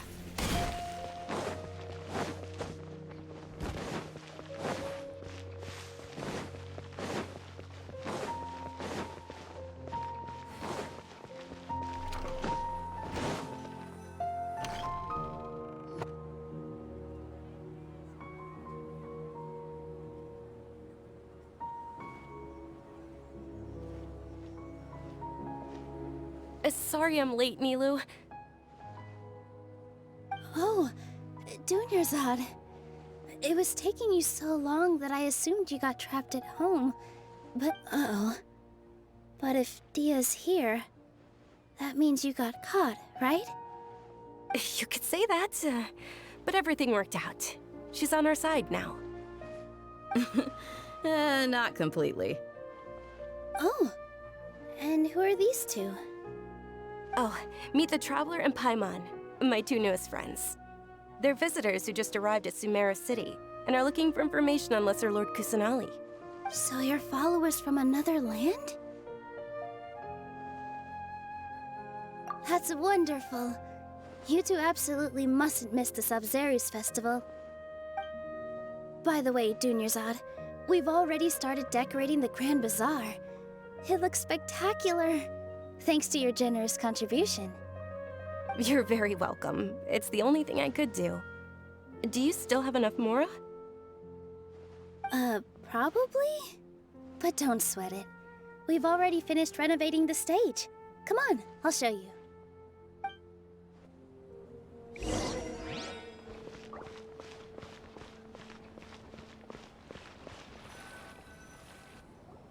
Wow! This place is amazing! Not bad. Last time I was here, the stairs were full of holes. The stairs were nothing. A little while ago, we discovered that the tree above the stage had a huge chunk of bark ready to fall off. Mr. Zubair was worried sick. We reported it to the academia many times, but they never sent anyone to deal with it. We didn't want anything bad happening, so we were going to cancel all the stage performances. Oh, probably because it was the theater asking. The academia looks down on performers like us. They probably think it would be best if the theater closed down completely. We can't let that happen, though. Not only would everyone involved in the theater go hungry, but then we wouldn't be able to hold the Sub-Zerus festival anymore. Thank the Dendro Archon for Dunyarzad. With the Mora she gave us, we hired someone to patch up the tree, and we also gave the stage a much-needed makeover. The stage is going to be even prettier when it's festival time. I can't wait for you to see it. And I can't wait to see you on the stage. You've been practicing so long already. It's almost time for your dream to become reality. It's our dream. I'll do my best for the two of us. Nilou, what are you gonna be doing at the festival? She'll be dancing the dance of Sub-Zerus, the most important performance at the Sub-Zerus festival. Dunyarzad, have you told him the origin of this holiday? I only told them about the Greater Lord and Lesser Lord so far. Okay, then I'll tell you two about how this holiday came to be. According to legend, the Sub-Zerus festival was originally the Goddess of Flowers' birthday celebration for the Greater Lord. A long, long time ago, on one of Greater Lord Rukkhadevata's birthdays, her friends threw her a celebratory banquet. Some of the gods got drunk. One started playing music, and the Greater Lord started singing, so the Goddess of Flowers began to dance. As she danced upon the grass, countless beautiful parisaras began to bloom wherever she stepped. Those brilliant purple flowers became her dazzling stage. All the gods clamored, "Oh, if only time could stop at this very moment." Of course they did. When people mention the gods, they always think of the Archon War. But Sumeru's gods also had happy times. Although they aren't around anymore, they're preserved in our tradition of dance. This outfit I'm wearing is apparently based on how the Goddess of Flowers looked. Though we're just tiny people compared to the Divine, we still have to do our best to make sure that the birthday girl feels loved on her special day. Nilou, you of all people will definitely be able to convey our well wishes to the Dendro Archon. I also noticed that you went the extra mile and scattered parisaras around the stage. They symbolize the Goddess of Flowers, after all. It's just a shame that all the real parisaras went extinct after her death. Yeah. The Greater Lord brought forth parisaras in memory of the Goddess of Flowers, but she ultimately could never truly replicate that beautiful purple. Thinking about the Goddess of Flowers dance makes me wish I could have seen it. If my stage were anything like that, I'd be thrilled if I had just 2 real parisaras on the stage. So, Traveler and Paimon, what do you think? Interested in the Sub-Zerus festival? All of Lesser Lord Kusanali's followers will be there for her birthday. It'll be a good opportunity for you to learn more about her. Ooh, Paimon thinks that's a great idea!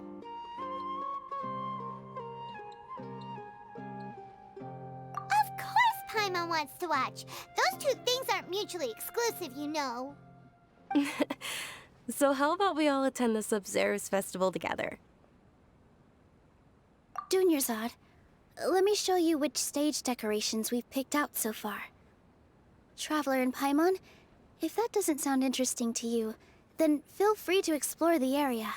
Everyone at the Grand Bazaar loves Lesser Lord Kusanali, and we're all looking forward to the Sub-Zero's festival. In that case, we'll take a look around.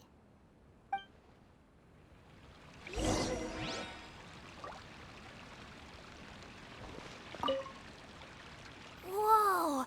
What's with your yellow hair? And why do your clothes look so fun? Did you know that the Sub-Zero's festival is about to happen? There'll be loads of fun things to do at the festival.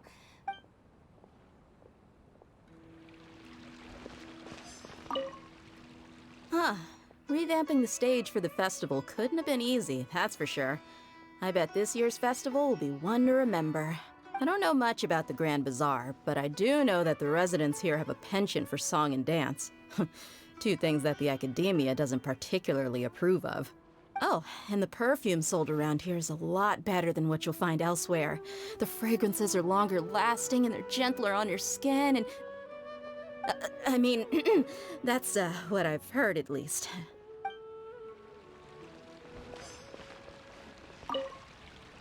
Things are really shaping up, and there's a buzz around the festival this year. Don't be fooled into thinking that Sumeru City has the best of everything. Some festival snacks are only offered here in the... And when it comes to musicians, dancers, or singers, the Grand Bazaar's got the best of the best.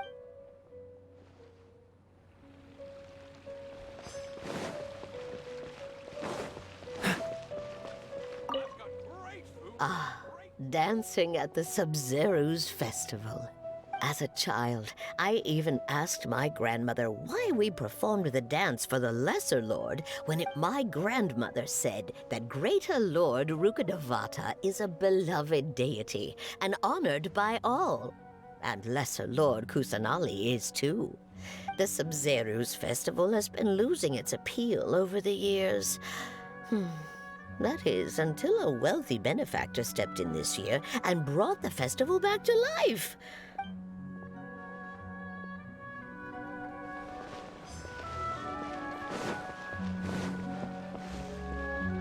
Milu, your outfit looks amazing. There's also something different about you from when we first met. I thought I'd add a little extra pizzazz to my dress for the festival.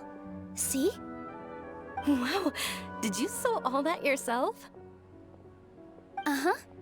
Sewing is a fundamental skill for everyone in the theater company because we make all our own costumes. Did you know that Mr. Zubair not only can make costumes, but props too? I've noticed that you can't keep your eyes off this crown. Would you like to try it on? May I? Of course. The legends say that the goddess of flowers had beautiful horns on her head, so this crown was made to reflect that.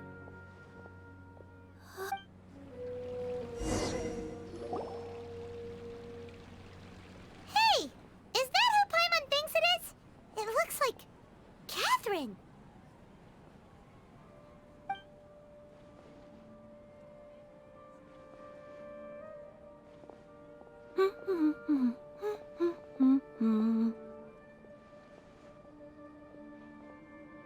Huh. Come to think of it, Paimon's only ever seen her behind the counter at the Adventurers Guild. This is the first time we've ever seen her taking a break. Hey, Catherine! Huh? Oh, hey! It's the Traveler and Paimon! What's shaken? Whoa. Break time Catherine sure sounds a lot less formal than usual. Paimon was still waiting for her to say Ad Astra Abyssosque. Sure. Standing behind the counter at the Adventurers Guild doesn't require any complicated functions. But saying and doing the same old things over and over again can get pretty monotonous. Like watching the same Fontaine movie day after day. But take you two, for example. You travel across Tevat to enrich your lives and gain new experiences.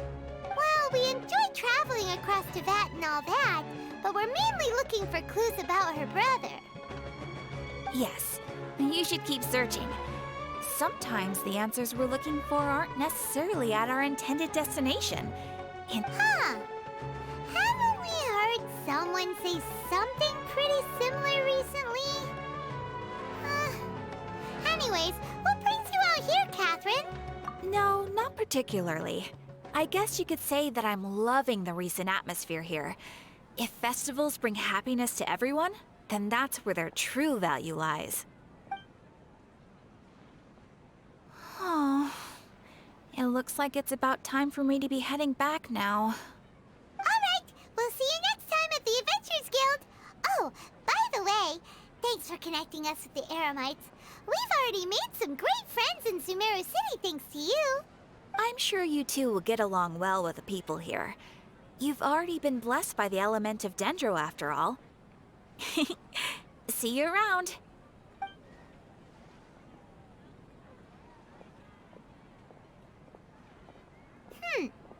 There's something really different about Catherine today. Hey, Traveler. Paimon. Oh, hey, Dia. What's going on? I've got something to tell ya. My lady knows you're looking for ways to meet Lesser Lord Kusanali, and she's... Are you serious? We'd love that! It might not necessarily pan out, so don't get your hopes up too much. I'll need to take you two somewhere and ask someone some questions. My lady is feeling a little worn out at the moment. Nilu's found a place for her to rest. After I take my lady home, let's meet in front of the Citadel of Regzar. Sounds like a plan! Let's head over to the Citadel of Regzar and wait for Dia!